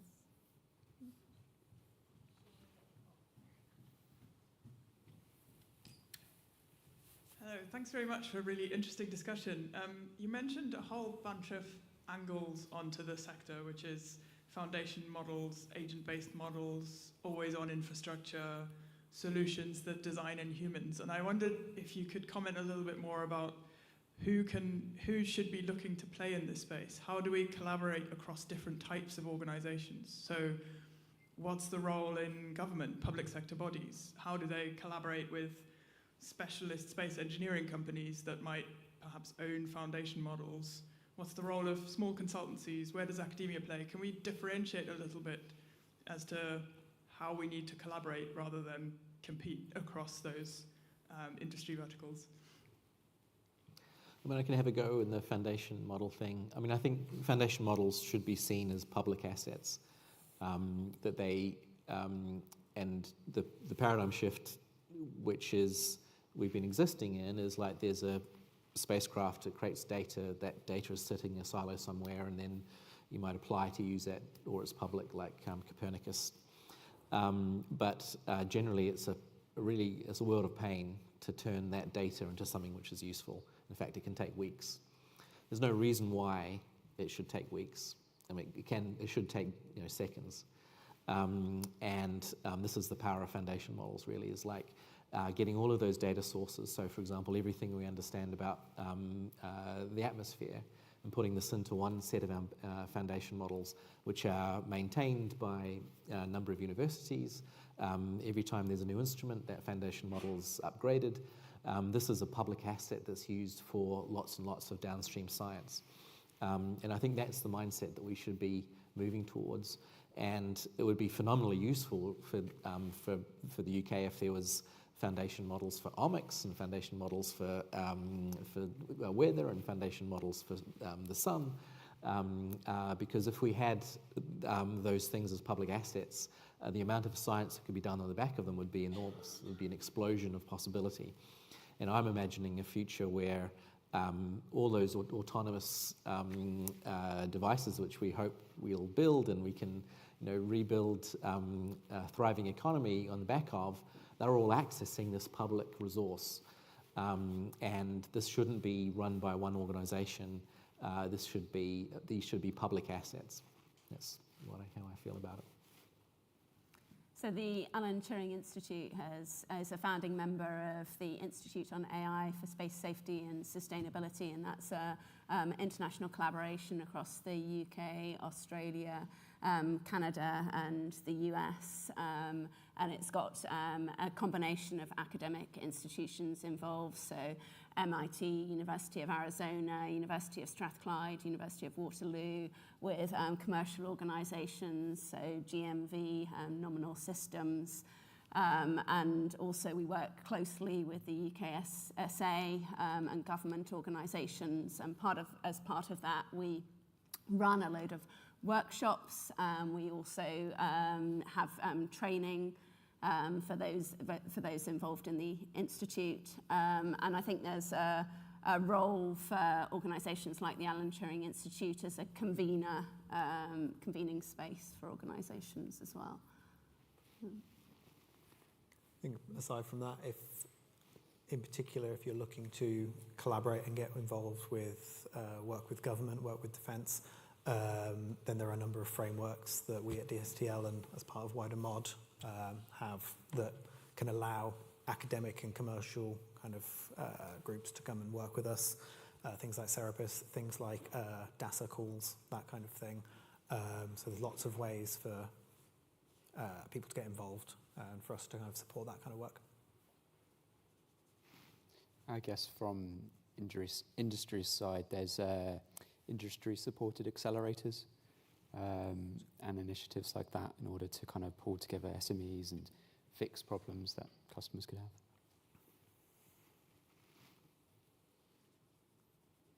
Are there any more questions in the room?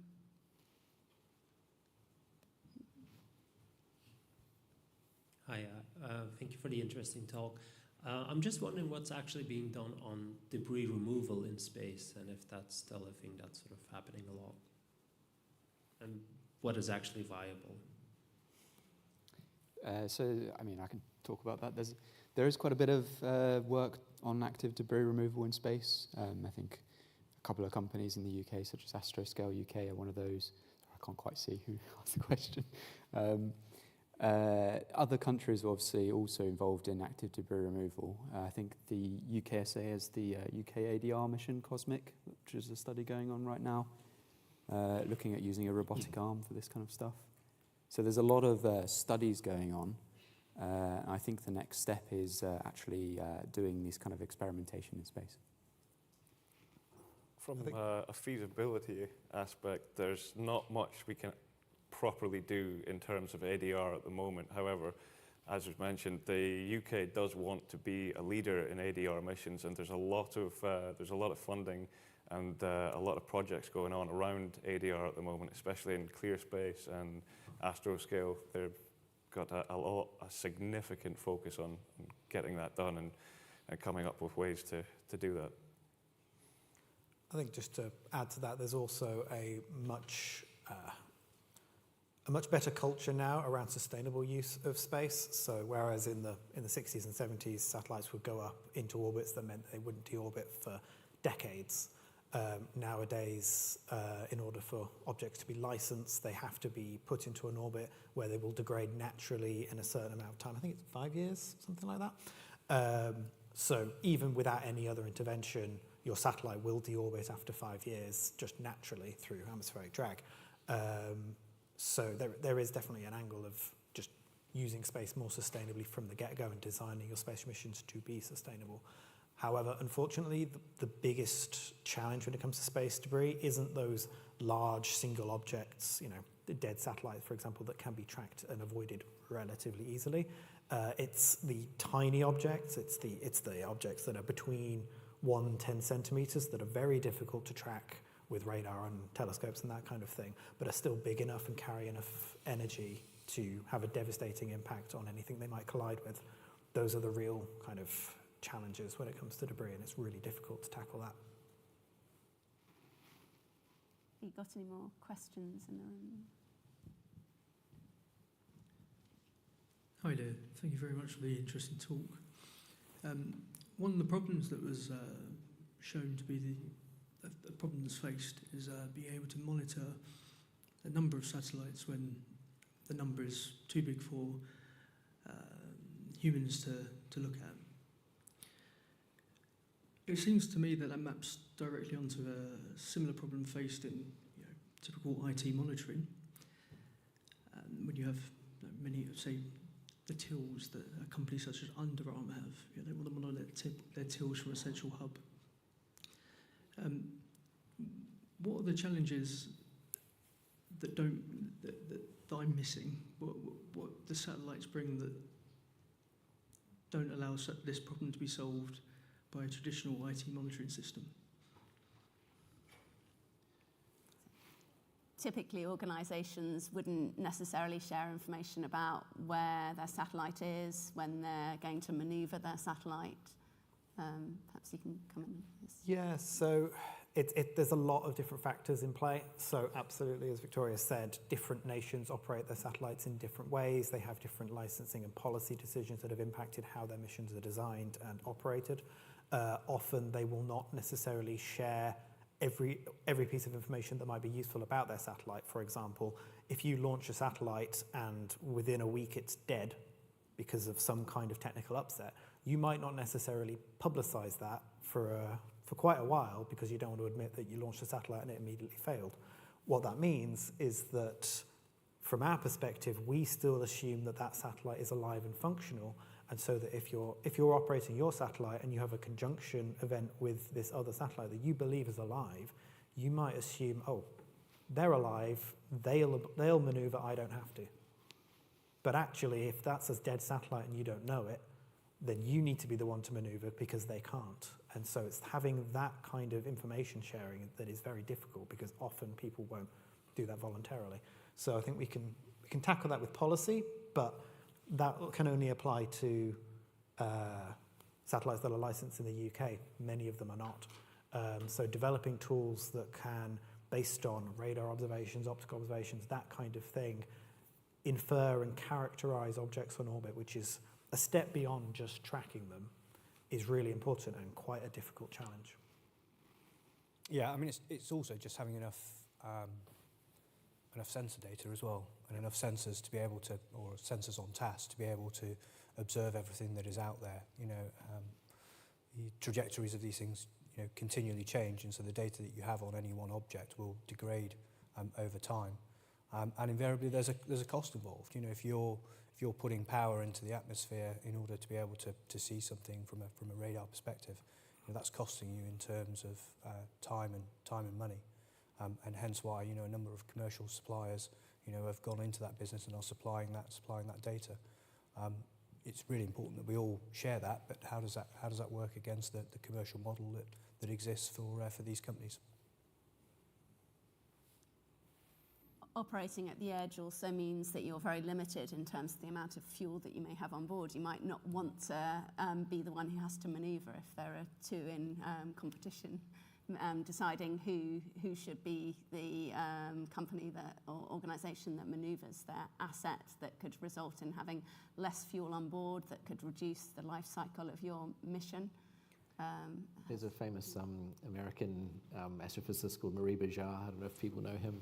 He calls them dead cameras. So basically, spacecraft that have lost their propellant, and they just, you know, if you're in a collision course with one of them, you have to move. I think that summarises an interesting space where perhaps the UK could really lead, and that's in those trade negotiations between organisations. I think, unfortunately, we're out of time, but I think you'll agree with me that we've had a very good panel today, so thank you ever so much to all of the panel members. Thanks. Thanks.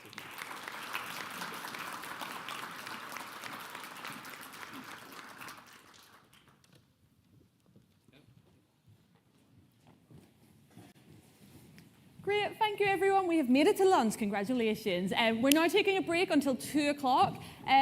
Speak to someone new, enjoy your lunch, but also remember that the expo is on all over lunchtime, so do visit it. It's on every floor.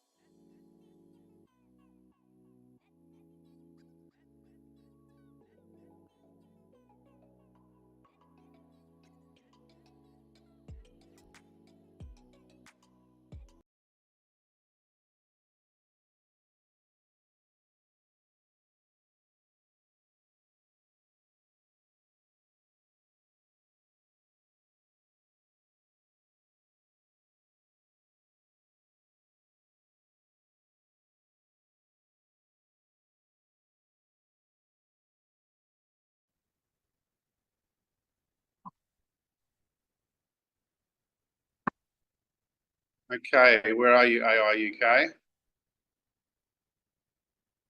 Where are you? Can you hear me?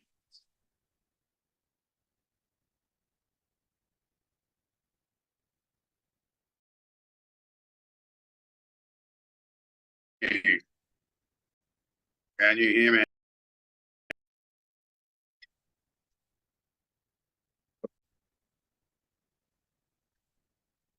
Right. Can you hear me?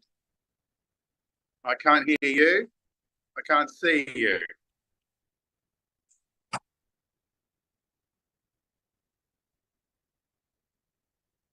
Can't hear you and I can't see you. Hey, hey, hey. I'm getting the return of myself. You're returning myself. I'm getting the return of myself.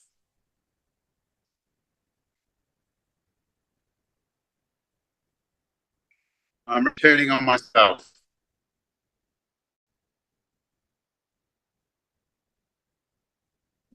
Yeah, can you hear me? Can you hear me? I don't see the camera. I don't hear audio. You should be able to hear me. You should be able to hear me. I don't hear you.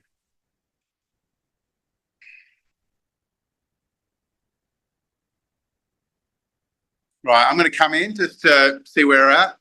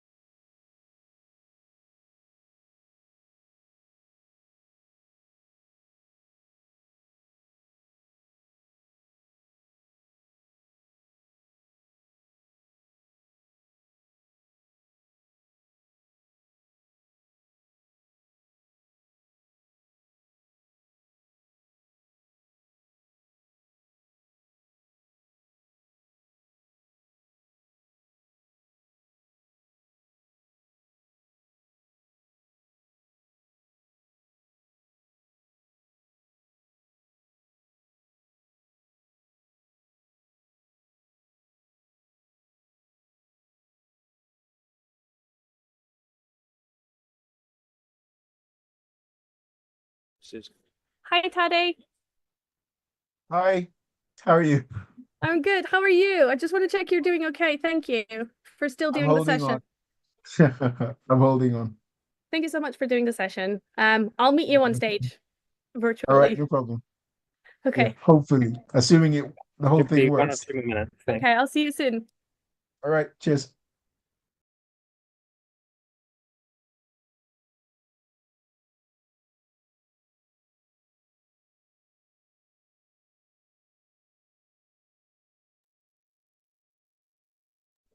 Tade, there's a possibility that you're just going to see black from the room, unfortunately. If you might get a camera, but I'm not sure. So it might just be more like a phone call for you. All right, I will. Okay, can the room see me? The room can see you, yes. Yeah, you'll Okay. be on screen. And you look very comfortable and very natural, so that's good. But we just maybe the camera will appear, but maybe it won't. It's fine. I can deal with that as long as I'm reacting naturally. It should be okay. You're a true professional. Thank you.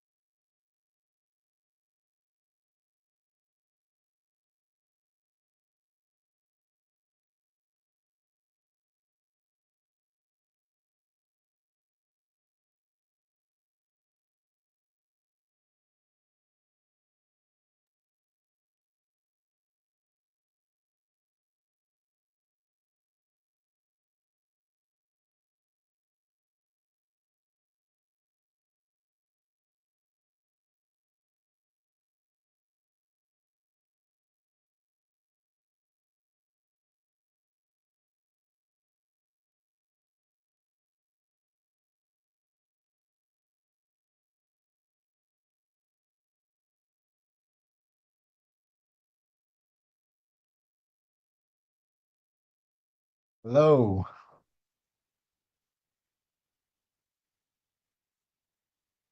Hi, Pierre. I can hear you, and I can see tiny you and a few tiny heads. Okay.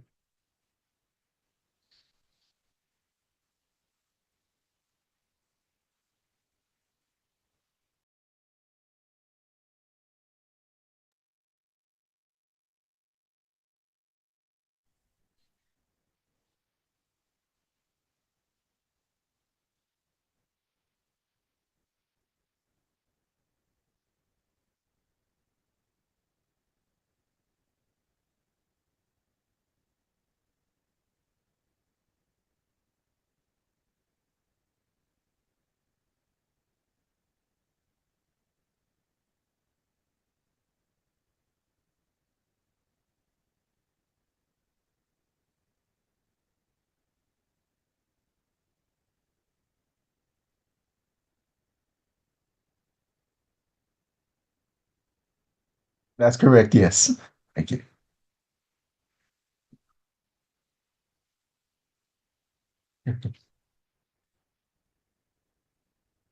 Thank you.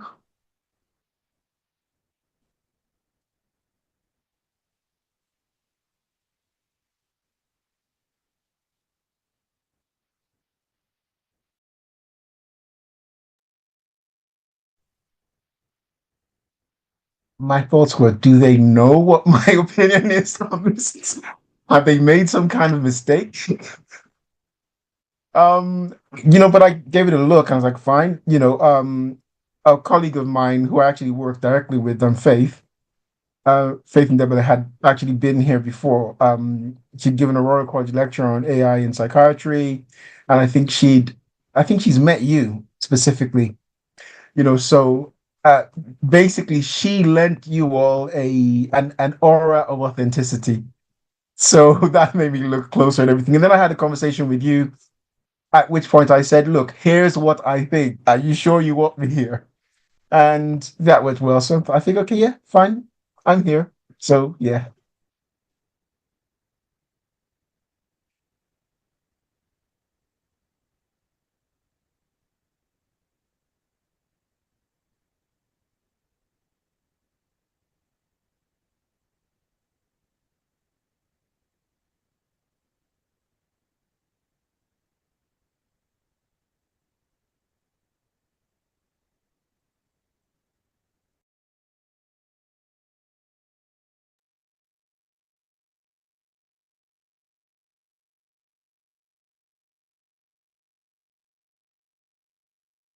Uh, well, there are two ways of answering that. The first way of answering that is to wonder how does it affect how I actually do the process of writing, and the other one is how does it affect what I am writing. So I think the first one is easiest. It doesn't affect it at all. I try to write in a way that is most as analog as possible. I write, longhand on paper. And one of the reasons I do that is because I'm very distractible. If I see anything shiny, I want to see it. If I see any notifications, I want to go and look at them. So I can't concentrate usually with technology. So what I do is I just basically do all my first drafts on paper. My room is full of notebooks and loose sheets and sticky notes. So I do everything on that and then I transcribe it. When I'm transcribing, I don't care about notifications because I've done most of the heavy lifting creatively anyway. And I just use as basic tools as possible. I don't update my technology according to what's happening. I don't even use the latest version of Word. I use Word 97 on a computer that is not connected to the internet deliberately. It's a nice antique. It uses Windows 8.1.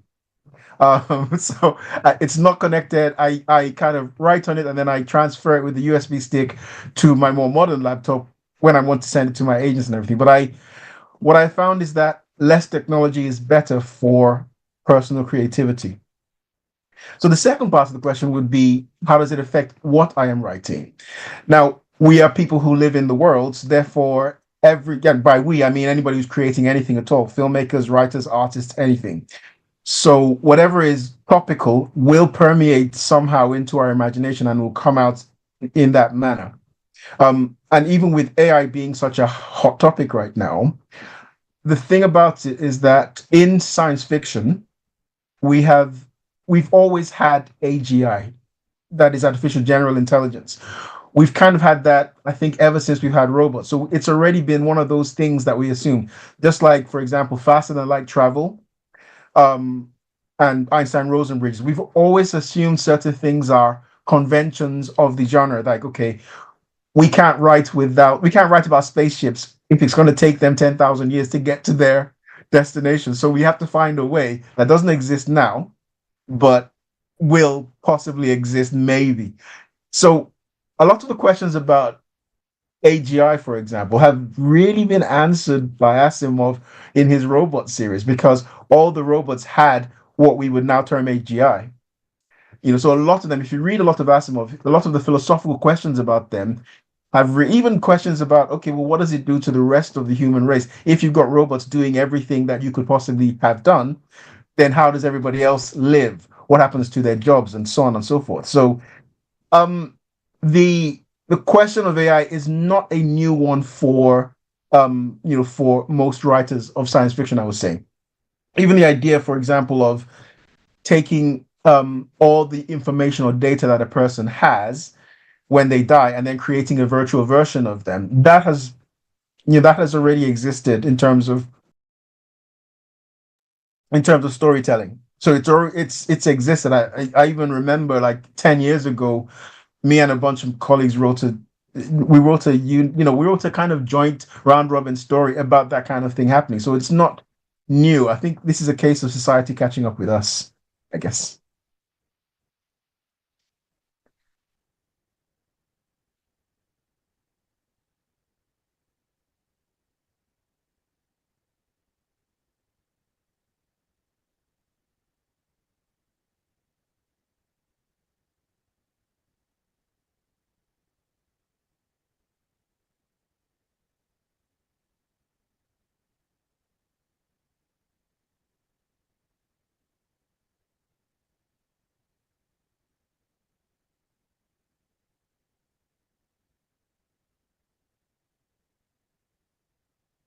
So academic research, you would, at least if it's done right, I'll tell you what it should be, and I'll tell you what a lot of people do. Um, so academic research should start with a question. You should start with a thing you want to investigate. Does gravity exist, for example? So you're going to start with that's your hypothesis, and you're going to start with a null hypothesis. You're going to try to prove that gravity doesn't exist. So if you can't prove that gravity doesn't exist, which is the null hypothesis, then you have to accept the alternative hypothesis, which is there is gravity. So you start with the question, okay, gravity doesn't exist. How can I prove that? And then you do a literature search, you start and all of that. So you start looking for stuff. Now, what happens in many cases of research, even academic research, is that people gather a wide variety of data and then they analyze that data looking for patterns, and then they formulate the research question and then they write the paper. That's what a lot of people kind of sneakily do, and we kind of pretend it doesn't happen, but it does. But when it comes to when you're writing fiction, you can't tell what is going to be useful, what is not going to be useful. So, for example, the book Far from the Light of Heaven, it's really my first actual space. It's my first actual space novel. So I didn't want to draw on the conventions of science fiction for my source material, which I've obviously read a lot of science fiction, but I wanted to read more about what is actual space travel like. So I started out reading the transcripts of the telemetry from the Apollo missions. I read Chris Hadfield's accounts of being in the ISS. I watched tons of actual videos of launching and not launching. I read about orbital mechanics. I did all of that. Now, while I was doing all of that, it was all stewing in my head. So I was picking out bits of it that would be interesting in terms of in terms of a narrative. And the usual thing that happens that, okay, yes, here's what I'm going to write about, and here's the travel and all of that. Now I need characters. I need people who want to do something that is interesting, because that's what fiction is. You're writing about characters that are interesting, otherwise it fails. So I kind of came up with my characters, and then one thing that had always interested me was how the pulse of the Apollo astronauts, even when things were going wrong, didn't really change much. I was like, okay, so they've overtrained about danger such that they're not reacting how I would have reacted, which would be blind panic. They just kind of like, yeah, okay, there's a bit of a problem here in that we've lost this or we've lost that, and so on. So I wanted to my main character, who's an astronaut, Michelle Campion, I wanted her to be able to remain calm. And I remember that I had an argument with my editor, because a lot of the things, when you're writing, there are three things you have to do with a character. The character has to do things, the character has to think about those things that they've done, and then they have to feel something about what they've done. That's what you'll find in a good book. They will have at least those three things happen to them. Now, the problem is that the astronaut wasn't feeling what they would normally expect a main character to be feeling. And I'm like, well, no, because I looked at telemetry, that doesn't often happen with astronauts. They don't have that blind kind of panic that we have. They have a plan for plans that go, awry. They know things, and they know things to do and all of that. So we had an argument. She was like, well, yes, but this is fiction, so you have to make it heightened. And therefore I said, no, she's an astronaut. She's going to behave like astronauts behave and everything. So, I won the argument, and that's how she kind of came across. But in the end, the story that came to my mind had a lot to do with Edgar Allan Poe's story, which was kind of sort of the first detective-ish story. And that's really what I used as a template for the novel itself. And once I had that template, everything else kind of fell into place. So the research started slotting itself into aspects of that story, and that's how I finished the book.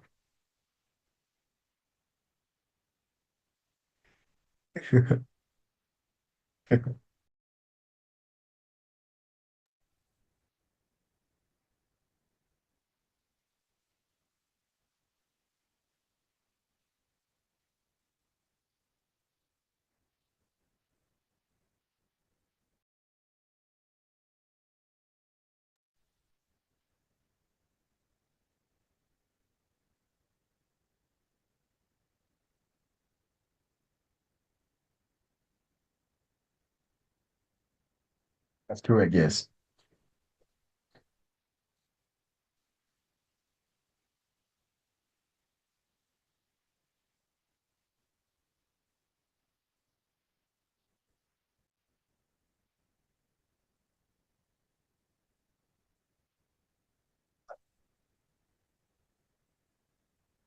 Okay. Okay, so the first thing is it's a situation of to a hammer everything is a nail. So my primary qualification is as a doctor, therefore I think biologically very often. So the first thing I thought is like if we're going to have AGI, all right, no matter what it is, well, okay, a little bit of digression into the human brain. We have basically, and if there are any neurologists in the room, they're going to hate me for this, but we have basically two kinds of brain. We have the conscious brain that we tell to do stuff and we query for information and we try to solve problems with.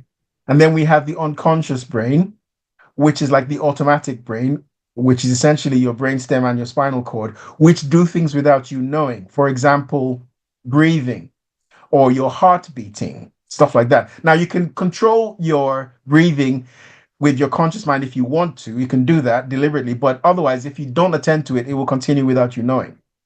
Now, the idea is that, okay, there are two parts of the brain. Stuff that you don't need to be using processing power for is going on in the background automatically, like digesting your food. Imagine if you drank water and then you had to concentrate to make the water get absorbed into your body. It would take up too much of your time. So to save cycles, computer cycles, let's using computer science analogy, your body does all these automatic stuff without you having to worry about it. So I figure, okay, if there's going to be AGI, and it would depend on what you need the AGI to do, or what, how they would exist.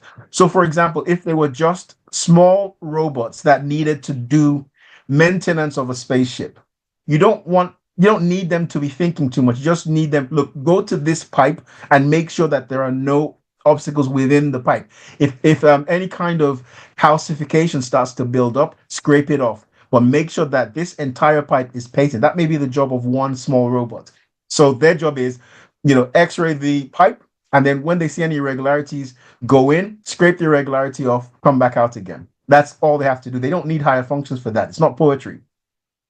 So there are those. And then there are others, depending on what task they are needed for, they will have more and more complexity. Now, the highest complexity of AGI that I had in my book were autonomous. They were autonomous spaceships. Now, autonomous spaceships they're not new. They're not a new concept in science fiction.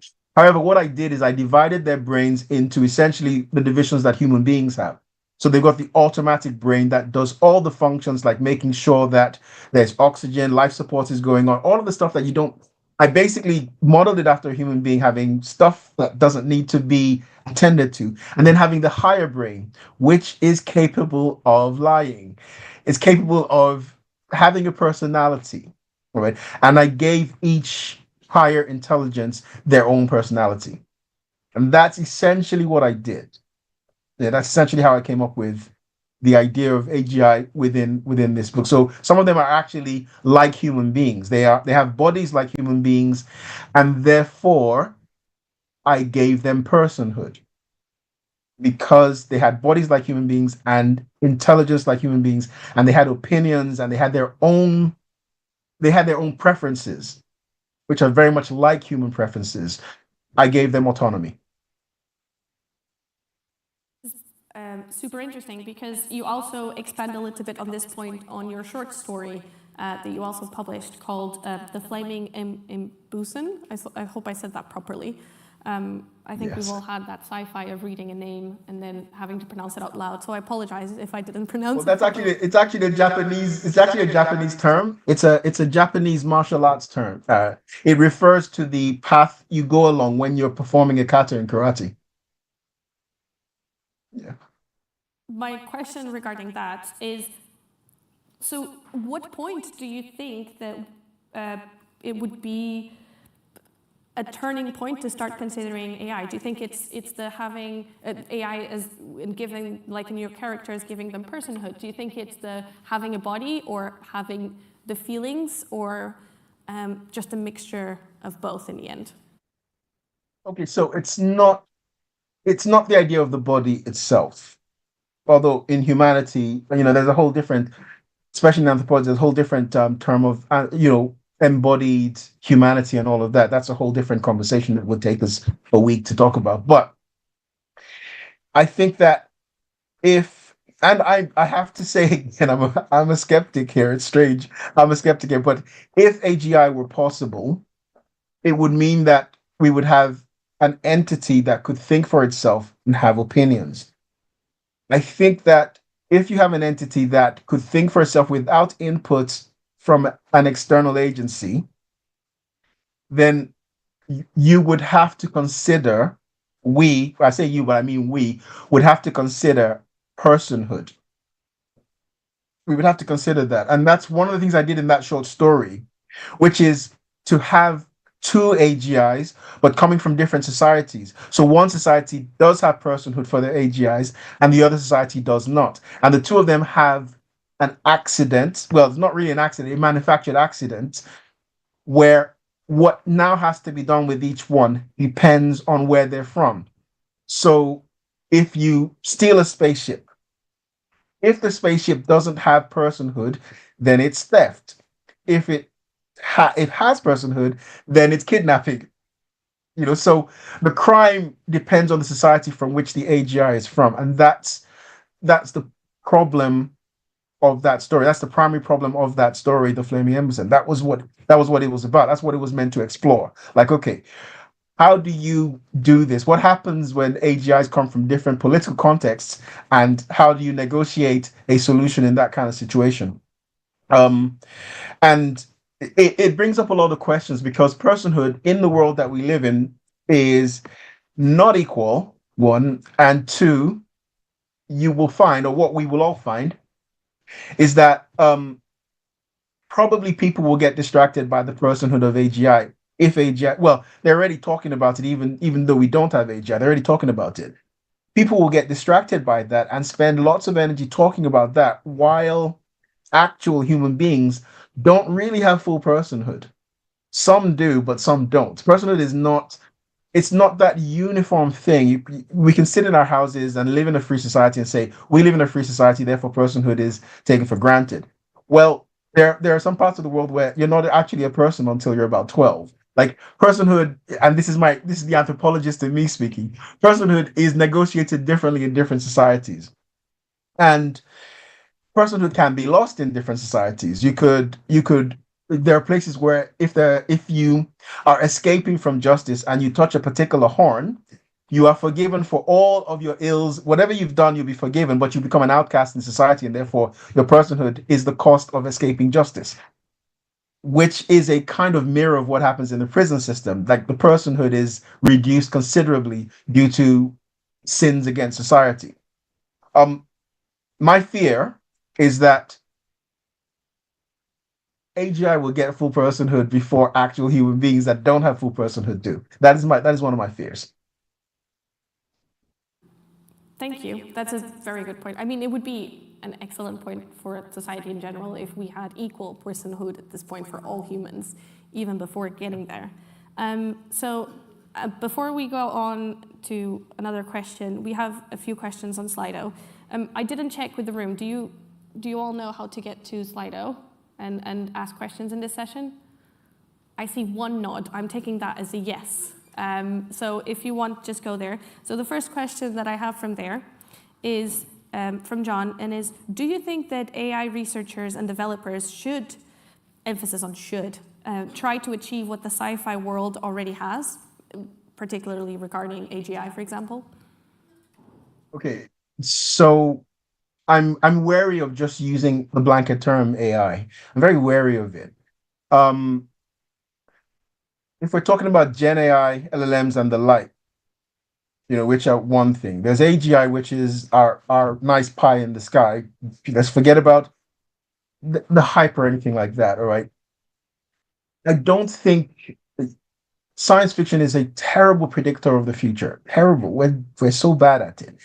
But also the futures that we predict, many of them can be horrible just because of hype. Just because it's dramatic. People pay more attention to what is dramatic, and what is dramatic is often negative, largely because as humans we have evolved to pay more attention to negative things because survival. So you want to be able to look at a landscape and say, there's a lion in that bush there. So you want to be able to attend to the dangerous things, so that it means that you'll survive. I don't think that we, humanity now, should use whatever is in science fiction as a guideline. We are not prophets. We are not people who are speaking as if we have your best intentions in mind. We are trying to create drama or ask interesting questions, but really the answers we come up with have to do a lot with what is dramatic, what is going to sell, what our editors allow, what the director wants, what is visually stimulating, and so on and so forth. It's art. What do we know about, about what's good for humanity? And one of the things we've noticed, especially in recent years, is that people seem to be finding a future that they seem to have picked out of science fiction and assuming that's a good thing. It's not necessarily so. So I would really, in terms of what directions we should be looking at, I would look for real world people. Like I would get historians more than anything, historians, philosophers, and lots of lay people who don't have who don't necessarily have one of the things I said in this conversation is I said like to a hammer everything is a nail. So because I look at things from the from the lens of my professionalism or the things I've studied, it gives me a particular viewpoint. Like, and here I'm talking as a science fiction writer, I have a viewpoint, but that doesn't mean that's what's good for society. So you need lots of experts on one hand and lots of lay people on the other hand. And then somewhere amongst those people, the answer will emerge. But science fiction, we're terrible predictors of the future. Terrible. Again, there's some dystopians out there that we should see as fiction, not as guidelines. And we see and we're seeing people using it as guidelines all the time now. That's the sad thing. It is, it is, and we have to think about what we're writing. I think going forward, what we need to write going forward, we need to really examine ourselves, and by ourselves I mean any kind of creative. Another question for you. Is there the scope for neglecting AGI as a given of sci-fi writing, as Ursula Le Guin does for FTL? I don't. Could you read that question again? Because I don't think I fully understand the question. My best, but I'll try to read it again. The person that asked the question, if you want to expand on it, that would be great. Is there the scope for neglecting AGI as a given of sci-fi writing, as Ursula Le Guin? Le Guin. Yeah, Le Guin. Again, yeah. Sorry, apologize. Okay, so the short answer is the answer is yes. I mean, for example, I didn't actually use FTL in Far From the Light of Heaven. I didn't use FTL. I basically said, and I was more realistic about this because of my medical background. I basically said, okay, how can a human be kept alive through a journey this distant? And so I gave them IVs, I put catheters in them, I said what happens to their blood, and they don't just wake up out of the sleep. They wake up, they have to have physiotherapy for a long time, you have to stimulate their muscles, the bone wasting, and all of that. I kind of factored all of that in, but that's because of my medical background. So the answer is no, I didn't put FTL in mine either. And maybe it's a coincidence that I quite admire Ursula Le Guin. So beautiful segue, because I'll ask you to change hats now, because we've been talking about your work as a sci-fi author, but you are a consultant psychiatrist, and you've also worked in the NHS. That's correct. As a psychiatrist. Just checking. I was looking at you to see the nod to confirm. That's correct. How yes. do you see the impact of AI in this field, and what are your main concerns? So away from sci-fi, but in a more real-world NHS impact. Okay. So, I have kind of two views about AI use. Now, when it comes to LLMs, I have a big problem with LLMs generally. But in terms of a medical context, I'm actually quite in support of the use of AI. I'm quite in support of the use of machine learning, especially given ethically sourced data and pattern recognition and all of that. I'm actually quite in support of that. Focusing on that, I think that it would be because there are things to do with assessing, so the person comes with a problem. There's assessing the person to understand what the problem is, and then there is thinking about the solution. In psychiatry, you can definitely have a kind of algorithmic thinking where you ask yourself, if the person gives this answer, then this is what it could be, and this answer, and it narrows options down until you get the final piece of information that narrows it down to a specific diagnosis. Now, you could get that. The problem is that those algorithms depend on adjectives, and those adjectives don't mean the same thing to everybody. And that even removing AI from the equation, even in interpersonal conversations in psychiatry, that problem already exists. And that's one of the reasons why one of the truisms you'll hear about psychiatry is that, well, they all came up with different answers. One of the reasons they come up with different answers or different diagnoses is because adjectives vary in meaning from person to person. I'm not just talking about the professionals. A person can tell you that something hurts inside and say that it is a kind of, is it that this person is depressed, or are they just sad? Is this your everyday sadness, and so on? Now, we have ways of sorting through that, but all the ways depend on a person's description of what's going on in their mind. We cannot go into people's minds. Therefore, we have to skate the surface and gather the adjectives and kind of make sense out of those adjectives and make a best guess. Now, my problem or a possible problem could be, what does an AI system make of those adjectives? Do they take the adjectives on face value and therefore funnel the answer to that direction? All right. How are they going to account for the idiosyncratic, the idiosyncratic language use amongst people? And that's not the only thing. Now, a person's first contact with, and I use alien language deliberately, but a person's first contact with the mental health system is not just a matter of they give information, you give a diagnosis. It's not that. If they have a long-term condition, and a lot of mental health conditions are long-term conditions, that contact determines what their relationship with that service is going to be pretty much for the rest of their life. So like, you talking to them can do one of two things. It can encourage them to come back, or it can make them run away, like, that was such an unpleasant experience, I'm not going back there again, even if you did everything right. So there's that human aspect of the contact with the mental health service that has a lot of impact on what happens next. Now, there are judgments you have to make about, okay, one of the conversations you're going to have a lot of is that you're not often going to both agree on what you think is wrong. And that could be fine. But like, if you have an algorithm that is telling you this is the problem, and then with this problem, this is what you need to do, sometimes that's not what you do.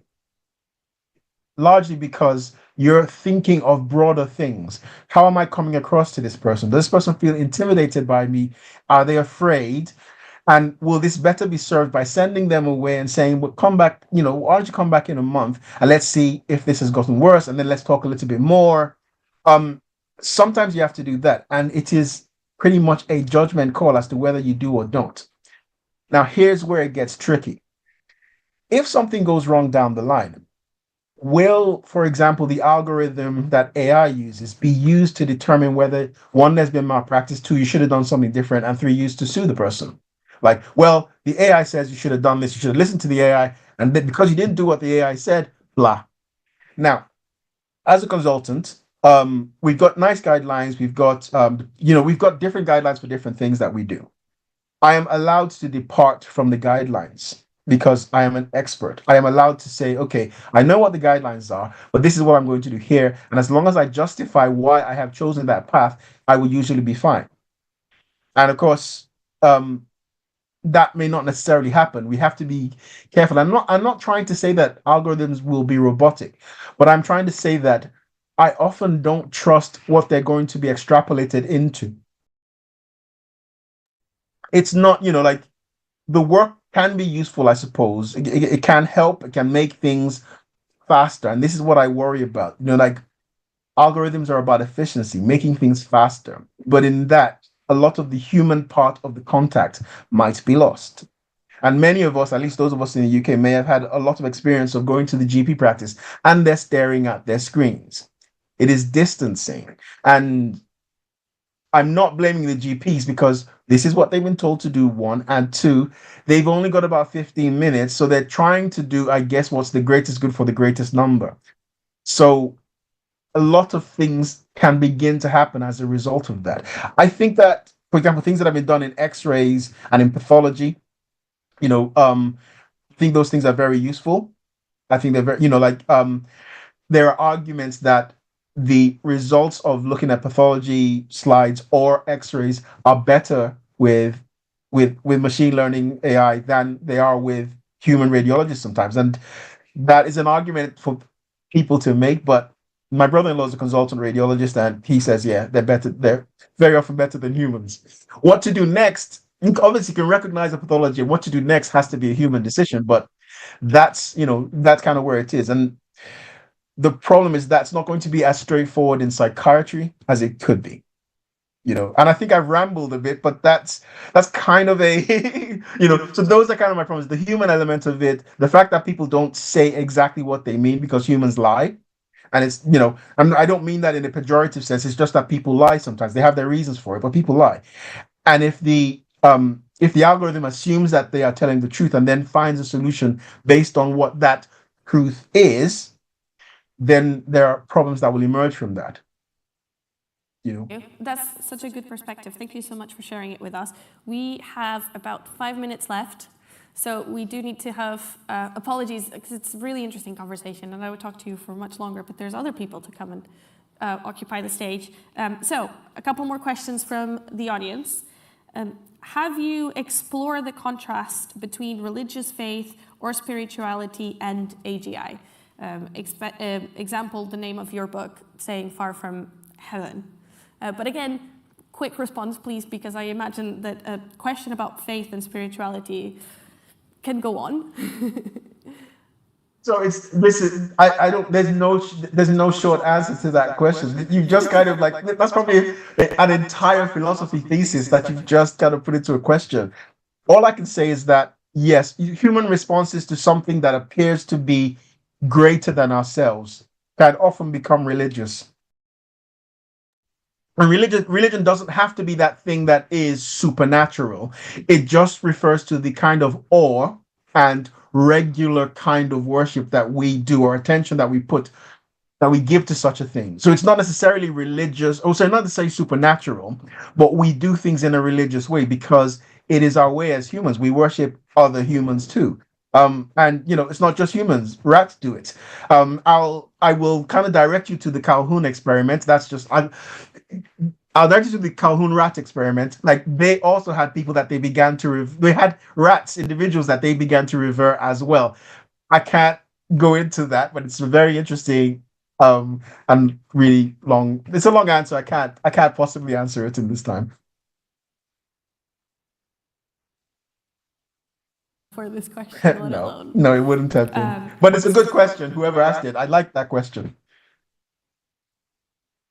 Finally, the last question from the Q&A. Again, very quickly, how to balance acknowledging AGI personhood, which means equal treatment in the eyes of the law, etc., with taking into account cognitive and physical power imbalances?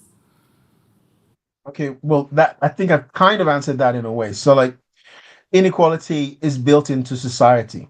All right. And kind of the answer I was trying to give was that, well, look, we don't even have equality as it is now.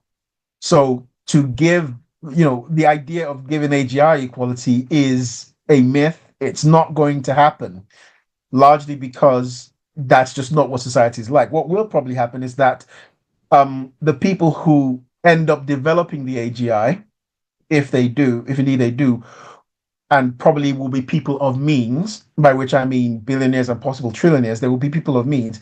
They will probably promote the idea that they should be given personhood, and they will probably be more equal than than people who are not equal in society right now. They'll probably get that as a result of wealth inequalities that exist now. So in other words, the people who will develop it will already have privilege in society, and they will grant that privilege to AGI when it happens because it favors their needs to do so. quick answer. So that was excellent. So to finish off, and before we give a big round of applause, can you tell us what is the next project or books or any ideas that you're working on that you can share with us?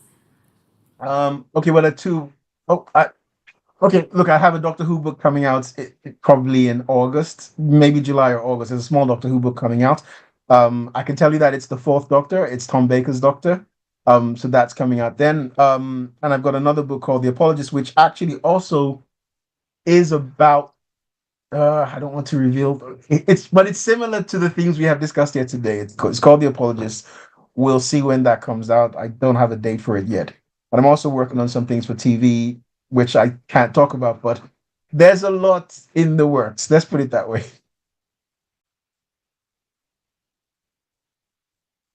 Not feeling well, and everyone, a big round of applause for Tade, please. Thank you so much. Thank you, everyone, for coming. And it was a pleasure to chat to you. Pay attention, read Tade's books, and yeah, just find him online, I think. There's maybe a way.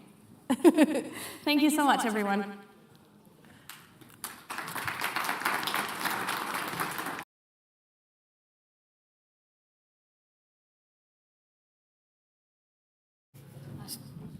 Thank you, Bea. Amazing. What an interesting panel. Also, massive props to Bea, who very last minute had to interview herself versus a screen. So I think she did an amazing job there. Well done to Bea. Claps as she leaves the stage. Amazing. And I think what was really interesting for me about that panel, about that discussion, was it really moved this kind of argument around how does art make AI better? There's a lot of conversations around, oh, what's the impact of AI on artists? And I'm really interested, and I really believe that artists can make AI better, because artists can help us to look at society in different ways. And I thought it was really interesting this morning, Minister Clark opened by talking about, yes, she'd done a computer science degree, she'd learned to code, but one of her seminal memories about thinking about AI was Spielberg's 2001 AI film. So I think it's really important that we start to think about who do we bring into these conversations, whether it's children and young people and art and artists, because together I think they really help us to develop more robust approaches to AI. Okay, so we're slowly getting back on track. We're going to have about a 5 to 10 minute break now, and then we're going to come back with our last session on this stage for the day, which is going to look at how AI is transforming weather forecasting in Africa. So short break, and we'll be back on this stage.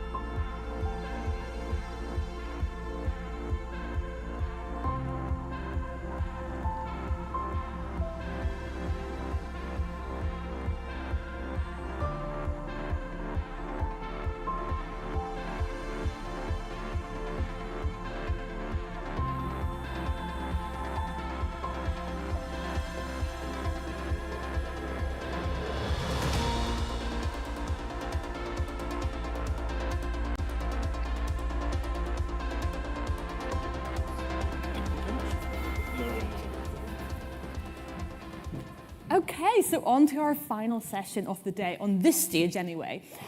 So I'm really delighted that we're taking another quite distinct pivot in our programming, and we're now moving on to the Weller. It feels programmatically excellently timed, a bit like the end of the news, we go to the Weller. The end of the conversation stage, we will be going to the Weller. I'm really delighted that we have a really diverse panel with us here today, which is going to be excellently chaired by Matthew Chantry, who's the strategic lead for machine learning at the European Centre for Medium Range Weller Forecasts, to the stage. So I'm going to pass over to Matthew, who's going to introduce his panel.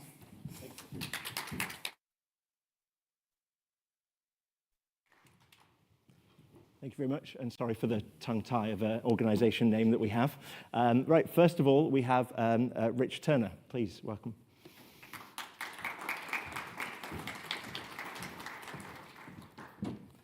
And next, Neil Hausman.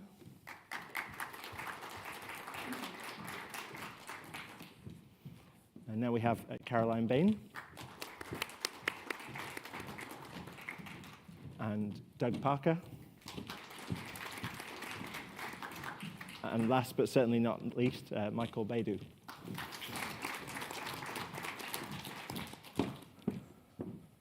Wonderful. So first I'm going to get our panelists to introduce themselves a little bit and understand what perspectives they're bringing to this panel. So Rich, please tell us a bit about yourself. Thanks, Matt. I'm delighted to be here today. I am a professor of machine learning at the University of Cambridge, and I'm also the AI lead for weather prediction at the Alan Turing Institute. And my group builds AI models for prediction problems across the Earth system.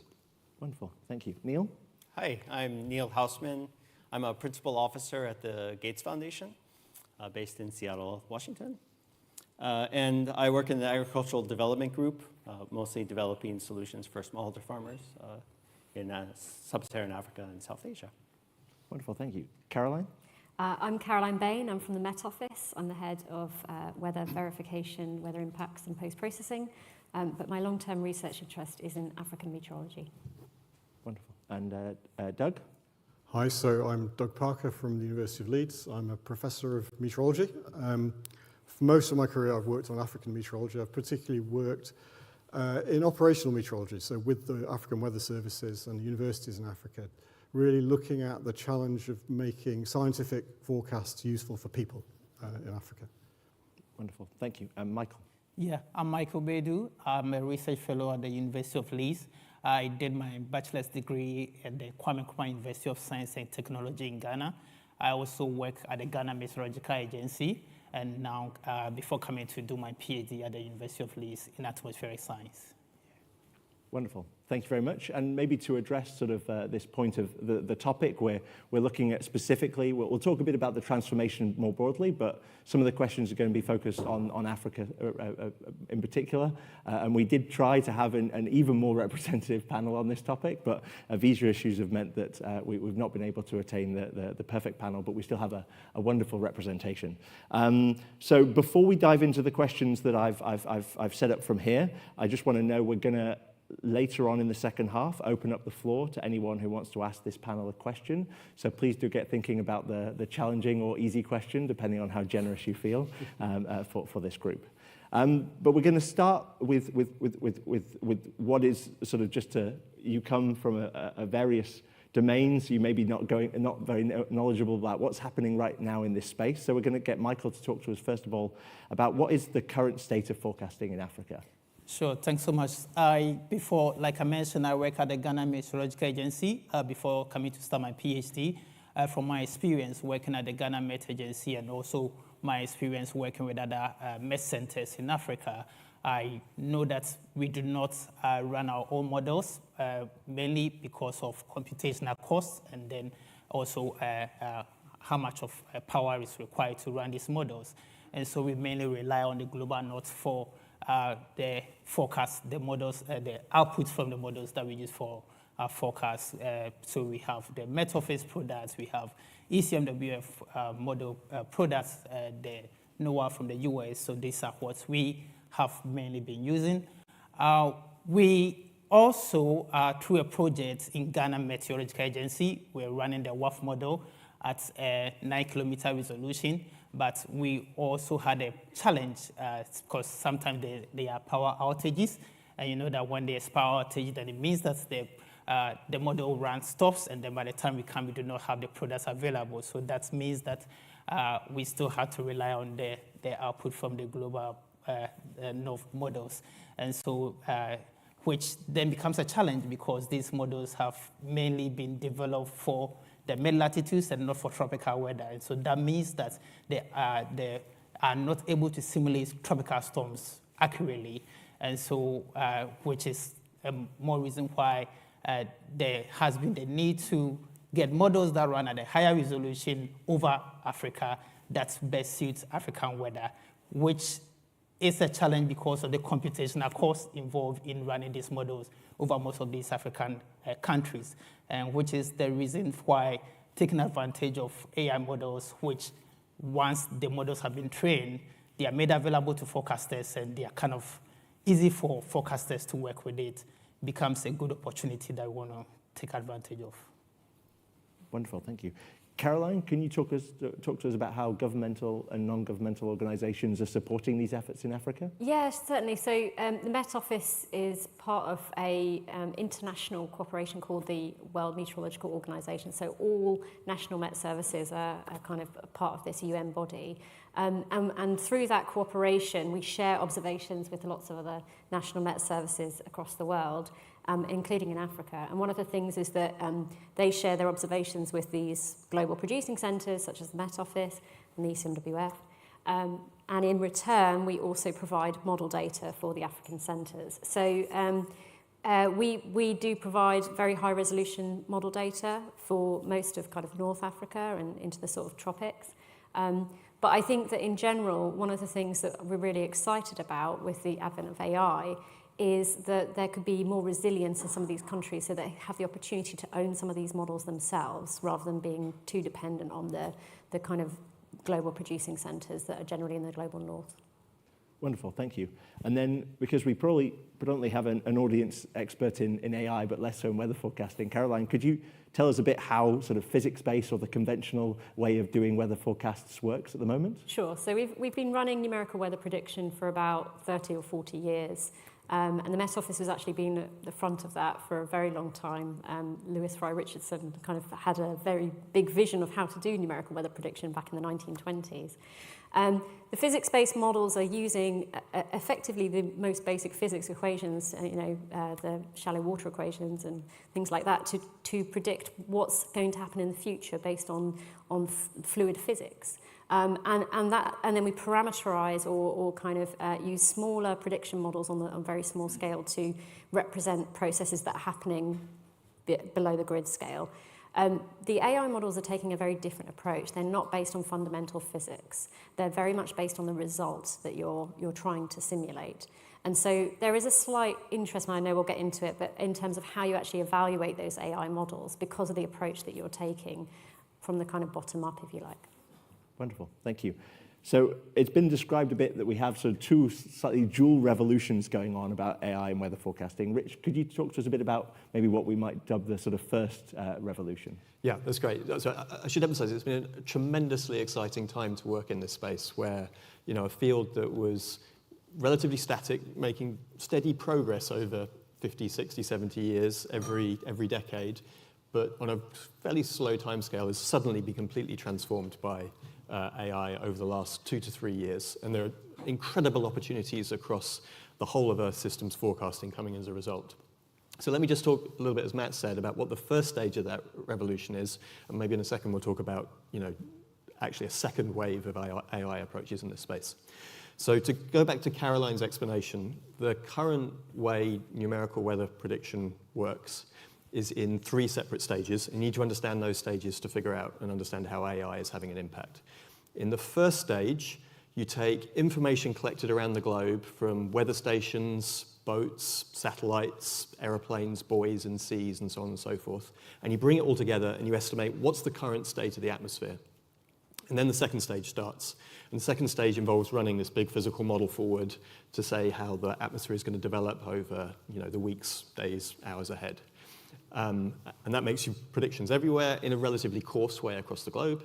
And then there's a third stage, a post-processing stage, where you take those coarse grid cell measurements and you forecasts, and you say what's going to happen at a specific location. That's called post-processing. And the first AI revolution was focused on that second step, the forecasting step, the big physical model that runs with tiny grid cells across the globe. And what people did was they leveraged actually Matt's data, or Matt's organization's data, 40 years of incredibly high quality data, which providers like the European Centre for Medium Range Weather Forecasting have generously made available to the community. These are incredibly clean, beautiful data sets with hundreds of variables present in them that have a real triumph of engineering and science. It's not like data in other parts of machine learning, which has privacy concerns attached to it or missing data. It's incredibly clean, noise-free. And what the machine learners did was say, hey, this is data ready, this place for machine learning. Many fields aren't quite sort of machine learning ready, but this field definitely was. And machine learners did what machine learners do. They went down their toolkit and say, hey, we've got these great things called large language models with transformers in them. And the transformers sort of take the previous set of words in a sentence and predict the next word. Well, could we use the same thing on weather? Could we take the previous state of the atmosphere and forecast the next state of the atmosphere and just train it in pretty much the same way? And so they actually took a thing called a vision transformer to do this, so a particular variant of a ChatGPT-like thing, a transformer that has been ported over to computer vision. And you treat the numerical data like you would an image, and you use that to forecast the next state of the atmosphere. And when they train that, and the first revolution has been progressively improving the models trained like that, you can actually do as well as, if not slightly better than, the best numerical systems. But this doesn't take a supercomputer to run that step. It takes a few GPUs. Training's quite expensive, but once you've trained it, you can literally run it on maybe 1 GPU or 4 GPUs. And so you're replacing the work of a large team that has to develop these things over many years and maintain them, and a supercomputer which is very expensive, and reducing those costs by 1,000 or 10,000 times, which opens up a vista of new opportunities. Yeah, maybe we'll leave it there for the minute. Yeah, wonderful. Yes, thank you, Rich. But so that's only the first one. I think we should talk about the fact that that first one is still very much ongoing. This is not a final stage, but maybe an example of this is at ECMWF. We've recently operationalized. We might come back to that word and really what it means, but a first AI model daily making forecasts out. This is called the AIFS, and allowing the world to sort of understand how these AI-based models can compare to the physics-based models. But already, even though that first revolution is ongoing, the second one has started to become. So, Rich, can you talk to us a bit about what's different in the second one? Yeah, so maybe we go back to these 3 steps. So remember we said the first sort of rabbit in the headlights of deep learning was the second step, the forecasting step. But perhaps the thing which is overlooked by many of the papers, and we're talking about papers from Google and Huawei who have developed systems to do this, have overlooked, is the fact that the first step of numerical weather forecasting, where you integrate all of the observational measurements from satellites and weather balloons and boats, etc., into the model, which of course is crucial, that step is just as expensive as the forecasting step. So if you've got your AI model that can do the forecasting step, you still need your supercomputer and your big team and your huge costs to do that first step for you. And that's what Matt's team has done at ECMWF to get these things running. So the second step, and that's something that's been very close to my heart, is to try and do everything together. So a single machine learning model that cuts across all 3 of those stages, that's trained end to end to take raw observational measurements forward and produce forecasts. And if you can do that, then you can run these things on GPUs or desktop computers. If you're maybe a country in Africa that can't support one of these teams, you can run it as a company, and you could optimize it, for instance, for your own personal weather forecasts as well. It opens up a whole vista of opportunities. Notwithstanding the fact that you can train the whole thing end to end, and you can train it on your own personalized problem in your own region of the globe to do what you care about. So I think this opens up many possibilities that just weren't open to us before, and in particular in the present context of Africa, I think it's tremendously exciting. Do you think the data is as AI ready in this second revolution we're going on? So that's a great question. So whereas these first data sets, as I said, were really clean and well curated, so when we built this prototype system, which is called Aardvark, that's a paper that will come out in Nature actually on Thursday.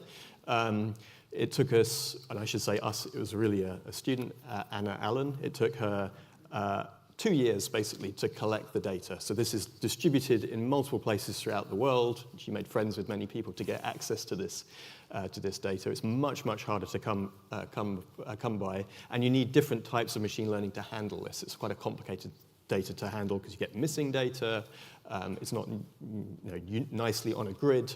But once you can port these transformer-based systems over to that, then you have something that can really push the state of the art. And just to emphasize what the possibilities here are, on accuracy, people have estimated that you can get 2 to 3 days extra improvement in the efficacy of your forecast. So your forecasts at 3 days will be as good as your previous forecasts at 1 day ahead if you can use these new techniques. So I think fantastic opportunities here. Connecting back to our panel topic, what do you think are the main implications for Africa? Yeah, okay, so main implications for Africa. I think, first off, Michael was talking about whether you need a large team to support this. Now we can cut things down and support these things with small teams.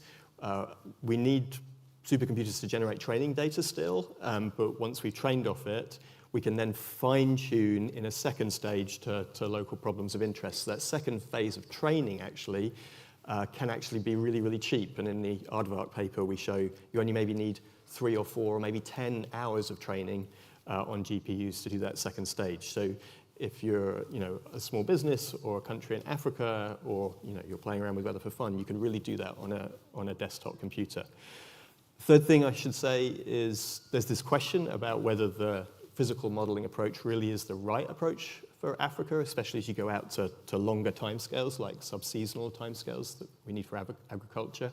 And their statistical models have often been the best way forward because of the inaccuracies in our sort of northern forecasting systems in Africa, and also due to fundamental meteorological constraints in that space. It's a more chaotic system driven by convection and things like that.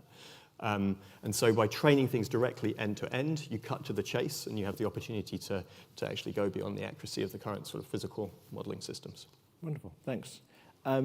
Doug, can you talk to us about how you think AI will possibly change the landscape for forecasting in Africa? Yeah, I think, as somebody already said, it's a massive transformation at the moment. The opportunities are tremendous at the moment. Over the past couple of years, the whole landscape of opportunities has really evolved. And I mean, the first thing to say is just following on from what Rich was saying there, that there's a real opportunity to improve the accuracy of information, the accuracy of forecasts for users. And many people in Africa are, their livelihoods are very sensitive to the daily weather. So there's a real opportunity to we don't quite know, what the limits on that accuracy are. So we know there are some fundamental chaotic limits on how far you can predict the future in our chaotic world, but certainly we are seeing this new generation of models, pushing the boundaries and pushing beyond what we can currently do with much cheaper models. So we do, expect that to continue to improve to some limit.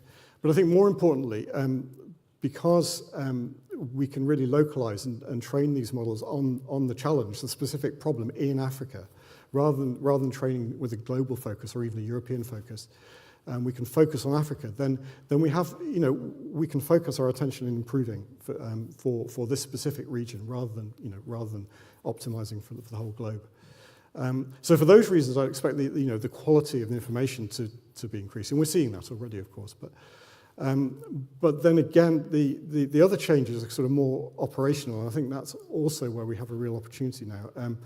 The first is that we would really hope to be overcoming some of the challenges that Michael introduced at the beginning, in the sense that smaller teams, less specialized teams within Africa, with smaller computers, can actually be creating and delivering and innovating the forecasts themselves, being close to their users, their user communities, and really kind of designing and training solutions for, locally, in Africa, for Africa.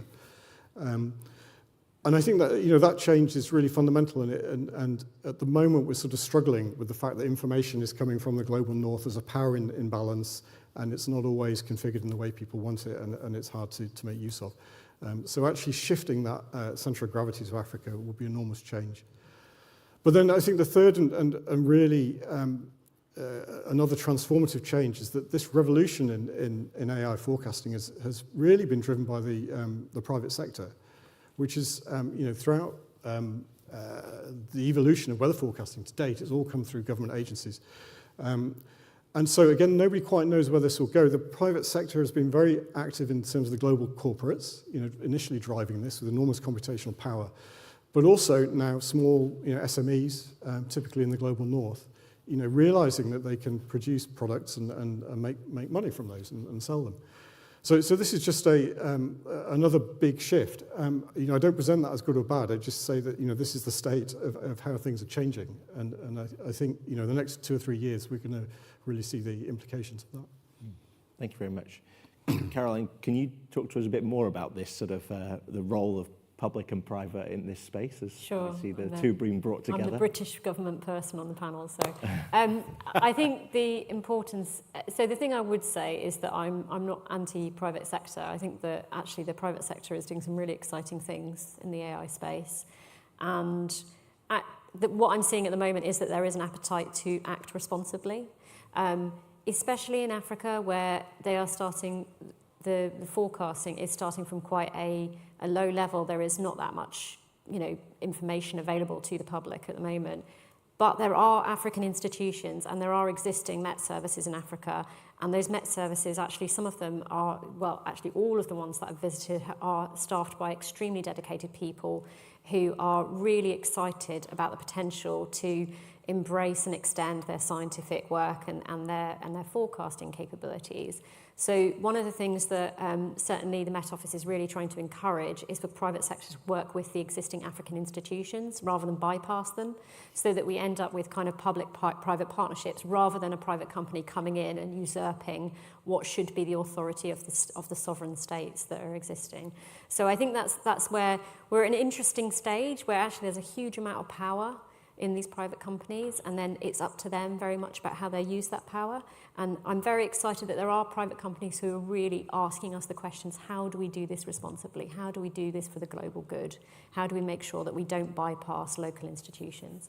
And I'm really trying to encourage those conversations to happen, which is why Neil's here. Wonderful, thank you. What about Neil? You represent a different group, sort of what are your thoughts on this public-private space? Or maybe, in fact, more broadly on the changing landscape that we have? And I think part of the way that we approach it, the Gates Foundation, is to ensure that as these new models become available, right? So I was visiting a small startup in California. They had a closet where they were training a global model. And so just the pace of change is so rapid. And those models are becoming available, right? There's APIs now for some of these new models. And they're global models. They haven't necessarily been tested anywhere other than with the kind of standard scientific type metrics. And so it's really hard for a med agency to know whether it makes sense to use these. And in many cases, there's no reason to do so. Although now there's a new forecast and it's just freely available from API. And so one of our main focus areas is around benchmarking or evaluation. So we know and can work with Met departments to know whether they should adopt these, how they should adopt them, how they can go from a global model and do kind of fine-tuning or local debiasing to actually make a model that's performant in their country, how to then operationalize that, make that with, to go from this API call to be able to downscale, localize, and then generate effective daily forecasts for their country. And often an exciting opportunities. They could do it all on premises in their own location without, with a relatively low infrastructure. Wonderful, thank you. So we've heard about the excitement, sort of now about what we need to do. Sort of, Michael, can you talk to us about what you think is needed to sort of fully exploit these opportunities for AI forecasting in Africa? Yeah, I think to fully exploit these opportunities, it's very important that forecasters in Africa are training how to use the AI models that are made available to them, because then they are able to ensure that it's really being used and not just end there, but also to have a collaboration with the universities in Africa so that we train new scientists who are equipped with knowledge and skill in developing AI algorithms that are best suited for Africa. So having that kind of collaboration, I mean, there are a couple of projects that I'm on in collaboration with my former university in KNUST in Ghana. And what we are doing is to currently training a number of master students in how to develop an AI model for nowcasting. And so by doing this, we create a team of raising a new generation of African scientists who are equipped with a skill in developing and evaluating AI models, which then become very useful for the sustainability of this, because then they're able to collaborate best with the Ghana Meteorological Agency. Whenever the forecasters have a challenge with the model, they are able to fall on the universities, the scientists at the universities, to help them out, and so that there's kind of that chain going on, and there's that sustainability, so which is a very useful way of ensuring that this is sustained. Great. What about on the infrastructure side? Is that something where? Yeah, so with the infrastructure side, I mean, with the availability of the, making sure that we have improved internet facilities so that these models that are made available to forecasters are able to use them in real time, and also to be able to ensure that we have enough storage for data so that we're able to train the models with the data, because most of these models, we need satellite data to be able to, for nowcasting, for instance, we need satellite data in real time.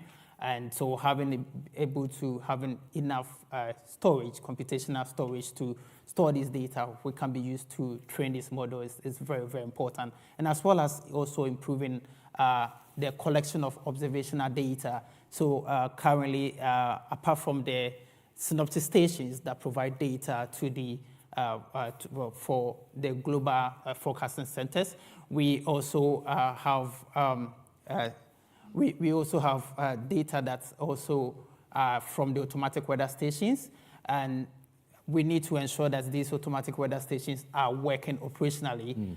Sometimes the challenges, some of them, after the projects, they run out of batteries, and then you don't see them working operationally. So to ensure that this data inflow is constant, we need to ensure that these automatic weather stations are really being maintained, and then that helps to ensure that we have data to train the models. Yeah, great, thank you. Neil, your thoughts on maximizing exploitation of AI forecasting?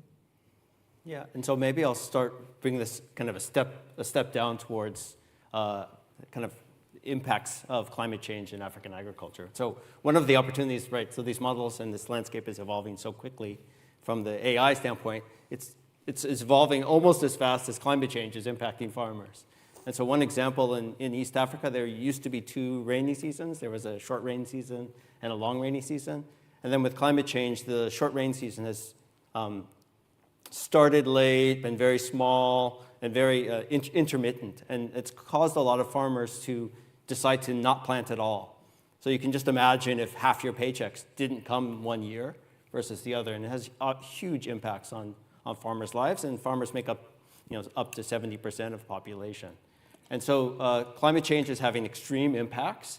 And because of this uncertainty, people are often moving towards conservative actions just to make sure. And so this leads to people not planting at all.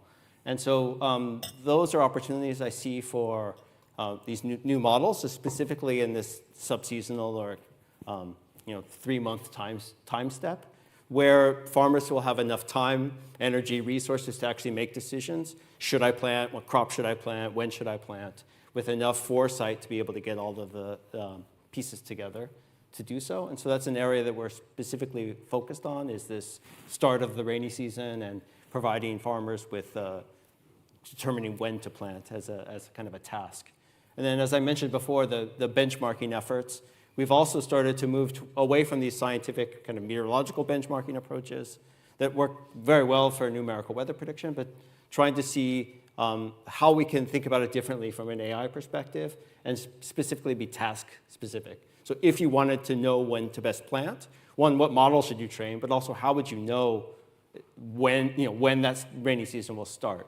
And the challenge there is this: you only have one data point a year. It starts on a certain date. So you have very, very sparse data for validation there.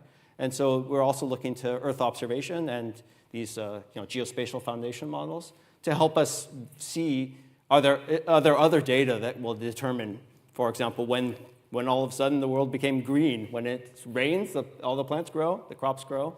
And so there's a lot of signal there that could be used for benchmarking that have never been used before, couldn't have been used for numerical weather prediction, but could be integrated into these end-to-end systems in a really interesting way.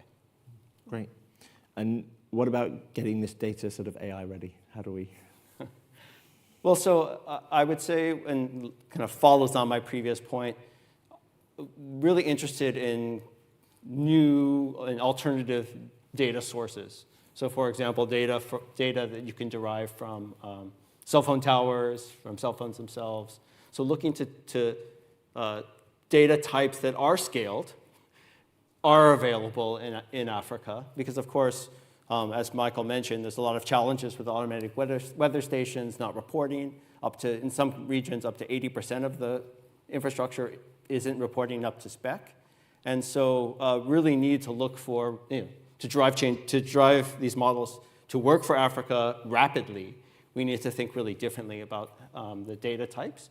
And excitingly, AI is very omnivorous in its data usage. So exploring that very actively. Wonderful, thanks. Doug, did you want to add anything on this maximizing exploitation?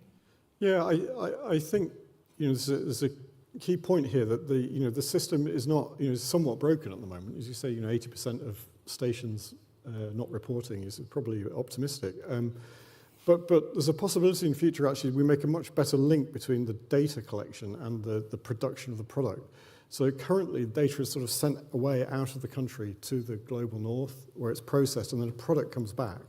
And the product is not necessarily well configured for what what's needed. It's not well used. And so the sort of the loop is not well closed. So, if as we can imagine, we may have local optimized models running locally with data that's being brought in locally, both for training locally, but also for the daily operation. We may see much better drivers to maintain the quality of the data collection locally. Wonderful, thank you. So, Rich has given us a great insight into that these systems have rapidly come from nothing into now being systems that are starting to run on a daily basis. But next we want to talk about whether and how we get people using them. So Caroline, can you talk about the challenging question of how we might get people to start building trust in AI forecasting systems? Sure. So this is something that actually is quite equalizing worldwide, because it is not just Africa that is going through looking at the adoption of AI. It is everywhere, including the UK, including Europe. All countries are currently looking at whether AI is able to complement our current weather forecasting capabilities or even transform them completely. So it's a question that all countries are asking themselves, and we are talking to other national Met services about how to do this well. At the end of the day, what national Met services do is not just produce data, they are creating advice or bespoke products for different sectors. And the sectors that Met Office serve are things like industry, defence, the public, energy, aviation. So there's lots of different sectors, and they all have subtly different things that they care about and that looks good, like what good looks like. So evaluation, verification is a very important subject actually when it comes to AI, especially because AI will train based on a result. So you can get outstanding results sometimes because essentially you're mimicking what is a statistical pattern or something that is your AI is optimizing to what you're trying to create it for. But that does also mean that you have to be quite careful because you really need to know what question you want it to answer while you're designing it. And one of the things that's very difficult about that is if you don't have the observations to verify in the first place, actually then saying, create a result that will do a forecast of precipitation over Africa, let's say. well, if you don't have precipitation over Africa in the first place to say, and was your prediction good or not, the truth is it's quite difficult to then say whether that was a good prediction. So one of the things that's challenging, especially in data sparse areas, is actually understanding whether the AI is doing a good job or not. And that is one of the grandest challenges we have in these data sparse regions such as Africa. The good news, or at least the kind of positive note on that, is that there are remotely sensed observations, and we do actually also have a lot of observations in Africa. There are automatic weather stations, and some of them go back for a very long period as well. But also, ultimately, we have users. And one of the things that I would hope that AI, and if we are getting AI out to users, is that there's a user feedback loop as well, so that users tell you whether you're creating a good forecast or not. I mean, that's something we do in the UK, and we rely on people telling us whether we've done a terrible forecast, actually. It's helpful to us. But, it's the same thing in any country, in Africa especially, is that if you do create bad forecasts, you find out pretty quickly, and people do tell you about it. So it's the objective as well as the subjective that is useful for understanding and really kind of pushing those AI models to the next level. Wonderful, thank you. Yes, I think this direct feedback is something that's been driving us a lot at the European Centre for Medium Range Forecasts, getting data out as quickly as possible to hopefully get mostly positive feedback, but also actually the negative feedback is even more constructive as we look to improve these systems. Michael, your thoughts on how we build trust in these systems? Yeah, to build trust in these systems, from my experience, at the time I was working with the Ghana Meteorological Agency, I noticed that the first challenge is to get the public to trust the forecasts that are being produced, because the first, as I mentioned earlier, with the challenges associated with predicting the tropical storms, normally with the public, if there's a forecast that there's going to be rain in, let's say, the city of Kumasi, and the person lives in one part of the city, and the storm actually hits the city, but the person's location within the city did not experience the storm, then to him, the storm didn't come. And so to them, the forecast is false. And so to be able to get these people to trust the forecast, we need to ensure that there's evaluation of the forecast, which currently through the initiatives of projects like the SWIFT projects, we are beginning to have GMET, the Ghana Meteorological Agency, beginning to do proper evaluation of the forecast and making those outputs available to the public through their social media channels. By doing this, the people were able to really see the forecast and know that, of course, even though I didn't see the rain, I'd see that the forecast was 80% accurate and stuff like that, which helped to build the trust of the people. And also co-production, so getting stakeholders directly involved in the whole process, make them really appreciate the forecast and also get to know that it's being tailored to their needs. So then it makes them really begin to trust it and also help to support its maintenance as well. Wonderful. Thank you so much. Right. Now I hope you've all got some good questions, because we're going to open the floor, sort of possibly raise the lights. I think we have some wonderful assistants in the room. So if anyone thinks that we've missed a trick, not asked a particular question, we'd love to hear from you. That goes for those in the room, but also online. I think they've already started to become a few questions here. So maybe I'll start with one online. Question is asking how the increasing integration of AI in forecasts could affect the employment prospects of young scientists. Does anyone, Caroline? I feel super excited about it, especially in Africa. There's, I think 60% of the world's youth is 60% of people are under the age of 25 in Africa or something like this. So in terms of the prospect of talent, actually I think there's some really exciting potential for more AI scientists, more computer scientists, more mathematicians, kind of being based in that region. In terms of job prospects in general, I tell my team, I'm like, we're not going to finish science. There's not we've completed it now. There's still going to be plenty of jobs in the future. And I'd hope that what AI is doing is taking away the kind of boring bits that actually humans don't really excel at. And we're doing the more nuanced things that do require kind of creative thinking power. So I feel massively optimistic that actually there's a lot of potential for very exciting and different jobs in the future. They're not going to be the same as the ones that we've got today, but that will favour people who are really able to adapt in this kind of new exciting world that we have. Thank you. Any fellow panelists want to add to that? I'll have just a quick comment, is that in many places in Africa, forecasts are not reliable. And so if you were able to have reliable forecasts, new sectors can open up, for example, in insurance or in generating business plans from forecasts, to helping provide advisory to farmers through tailoring the forecast to their specific needs. So I think there's a lot of opportunity for growth as kind of the rising tide raises all boats, as you get forecasts that are really operational and usable. Thank you, Neil. Questions in the room? No, I don't see any moment, but that's okay. We can keep with the... Oh, sorry. Yes. Thank you. Sorry, the lights are quite bright, so I'm not shunning you. AI is famously bad at extrapolation, particularly when you have very little data to train it on to begin with. In regions with very poor data coverage historically, like Africa, how much can we trust AI models as we extrapolate forward with climate change? Good question. Rich, do you want to? Yeah, I have a few things to say on this, though maybe not specifically for Africa as a region, but more generally. So I think this question was like front and central of everyone's minds when they were training these models to start with. It's like, okay, the average performance of one of these systems is really, really good, but we don't need it to perform well in the average case. We need it to perform well in these extreme cases.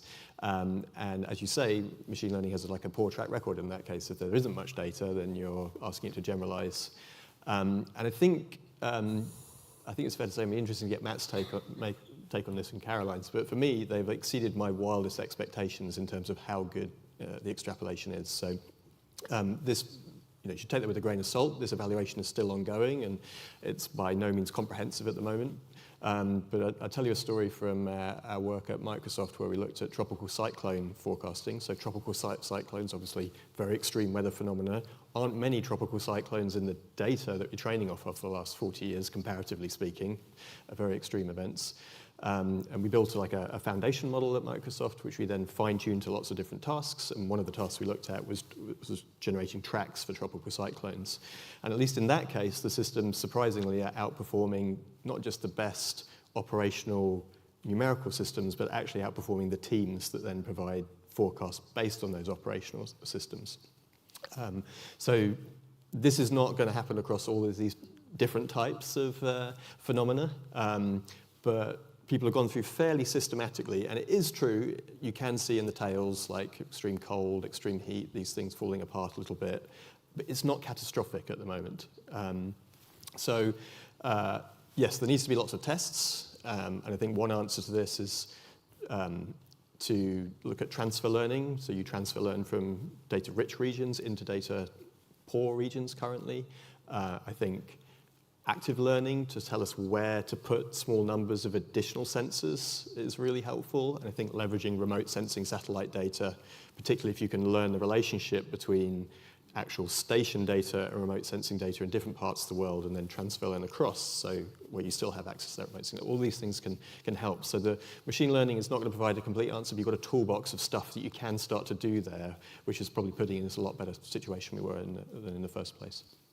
It's a great question, though. Yeah, I think it's great. I think I'd just add that, it's why I think we need at the moment to have these sort of machine learning systems coexist with physics systems to understand the strengths and weaknesses. We were doing that for the whole of last year. We had systems running in parallel, and it was really interesting to look at these extreme cases. So I think the one I invoke a lot, sadly, it's not in Africa, so not quite as appropriate for this panel, but there was some, in the spring of last year, there was some unprecedented rainfall in UAE and the surrounding region that was well outside the climatology thing. We're very good at building climatological data sets for the region, and therefore understanding what is the maximum precipitation ever observed. Despite this, the machine learning models did an excellent job of predicting that it would be well outside the distribution. They still underestimated the maximum amount, but so did physical models. I think the way I would argue that we understand that is, while that was extreme for that region of the world, there are other parts of the world that have seen more extreme rainfall amounts. And so the things that have perhaps not been tested yet for these AI systems is when we're at a truly global unprecedented value, something that's never been seen anywhere in space and time. Whereas I think a more common but still very dramatic impact will be things that are extreme and novel for a specific location but fall slightly further into the distribution for somewhere else. I don't know if anyone else wants to add to that. Well, just to reinforce that last point, I mean, we've known, since the 1960s, really, the discovery of chaos as a process, that actually the time scale for predicting things increases, the spatial scale increases with time. So when you're looking at, say, a 1 or 2 day forecast, it's really the global information that matters. When it comes down to sort of daily, very short range, 6-hour forecasting, then you need local data for sure. Wonderful. I think we have time for one more question, if anyone has a burning one to ask. Just one hand. Yes, thank you. Hi. My question is basically particularly to a region, the Lake Chad region, right? So with these AI models coming out with the data that we need, right, which that region has been greatly impacted, is a lake that is shared with 3 different countries, and because of the resource is dwindling, it's affecting farmers, herders, and their clashes. So where you have different governments that are sharing the same resource, how do we ensure who benefits more, who controls the use of this model in a government setting, especially in somewhere like Lake Chad, where you have different countries using the same resources and all? That's the first question. Then the second question is, in terms of AI models, they sound really cool and fantastic in Africa, right?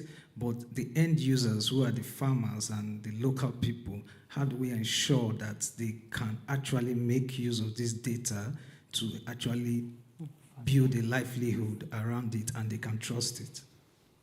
You want to ask Caroline? You want to? So, firstly, on the question around sovereignty, I think I will always defend the country's right to be able to provide their own weather information, but that doesn't mean that cuts off cooperation between countries. And there are cross-governmental institutions such as ACMAD, which we were hoping to get some representation of here, which work across different countries, especially in West Africa. On the question that you've raised that's really important, which is actually, this all sounds really cool, but what's the impact on farmers? That's an excellent question. And although we want to present a really optimistic picture right now, we are at a very early stage within this. Operational weather forecasting, even in the UK, has not turned to AI yet. We haven't operationalised it, even in our own systems. So this isn't something that's available right now to National Met Services in Africa. We hope that it will be in the future. But the prediction element is just the first step. There are then multiple other steps that have to take place after that about how you turn that prediction data into something that can be a product that is then able to be consumed by the farmers, by the users that are actually going to be making decisions based on that. And that's where co-production comes in. So it becomes really, really important that it's not just a kind of data product that nobody actually can use. It becomes something that can be used for decision making. So whilst prediction's really exciting and really important, it depends on that kind of actually getting it into use, the post-processing, the product creation, the user experience, to make sure that it actually sees the light of day and ends up in a decision being made by a farmer. And I'll just give one example of that, where our first project actually in this space was working primarily with the Kenya Agricultural Livestock Research Organization, CALRO, which is a key farmer support part of the Kenyan government. And working with them to take their previous systems, which had already been sending kind of regional level support for farmers, specifically on when to plant their crops, and help them tailor those, using higher resolution weather forecasts, to tailor those recommendations at the farm level, so that you get more personalized recommendations that can take into account, for example, differences in elevation. And so with that program, we started, I think, 4 years ago, and working very closely with CALRO, and CALRO was the one sending out these advisories via SMS texts We're now reaching 7 million farmers in Kenya, or they're reaching 7 million farmers in Kenya with new information. So I think that's a major, quote unquote, route to market is through these national agricultural research teams who already have the writ and responsibility to provide best information for farmers. Thank you. Michael? Yeah, just a quick one to add. I think, so with, from the SWIFT projects, we have the app called Faster, which is, the aim of Faster is to get forecast information directly available to the individual local farmers and local fishermen, which Dr. Parker is leading that project. I think you want to talk a little bit about Faster. Oh, well, yes, thank you. It's an example of how, we can use modern technology. More people have cell phones. It's not the only solution because cell phone usage remains somewhat limited, but it's just to say that there are more and more ways now to actually get information directly to people. And I think what's going to be most important for this is encouraging the African ownership of that kind of solution. Yeah. So people close to their communities can start to create those products and improve them for their clients. Wonderful. Thank you. Well, I'm sure we could talk about this all day, but sadly our time has come to an end. So if you could please join me in thanking our wonderful panel.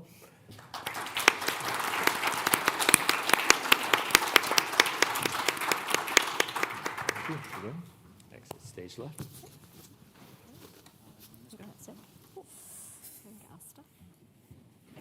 Great, thanks Matthew, and thanks to the panel. I think Matthew wins the award for most coordinated shirt on stage today. Congratulations. It was an unofficial competition, but an important one nonetheless. Thank you everyone for joining us here today. We started thinking about critical infrastructure, water and electricity, and we've ended thinking about weather forecasting in Africa. Along the way, we were asked by the children and young people to think about a world where the word itself, extinct, was indeed extinct. We were also tasked to imagine how sci-fi can help us to build new worlds. And I really enjoyed the aspirational aim that foundational models become a public asset for public good. That is a wrap for the conversation stage today. We'll be back tomorrow with perhaps even more eclectic mix of speakers and conversations, perhaps representing just how diverse this platform has become. For now, go and visit the expo, go and see the last stage on the research stage upstairs, and get in line for the drinks reception at 4:45. I will see you at the drinks reception and hopefully tomorrow. Thank you very much.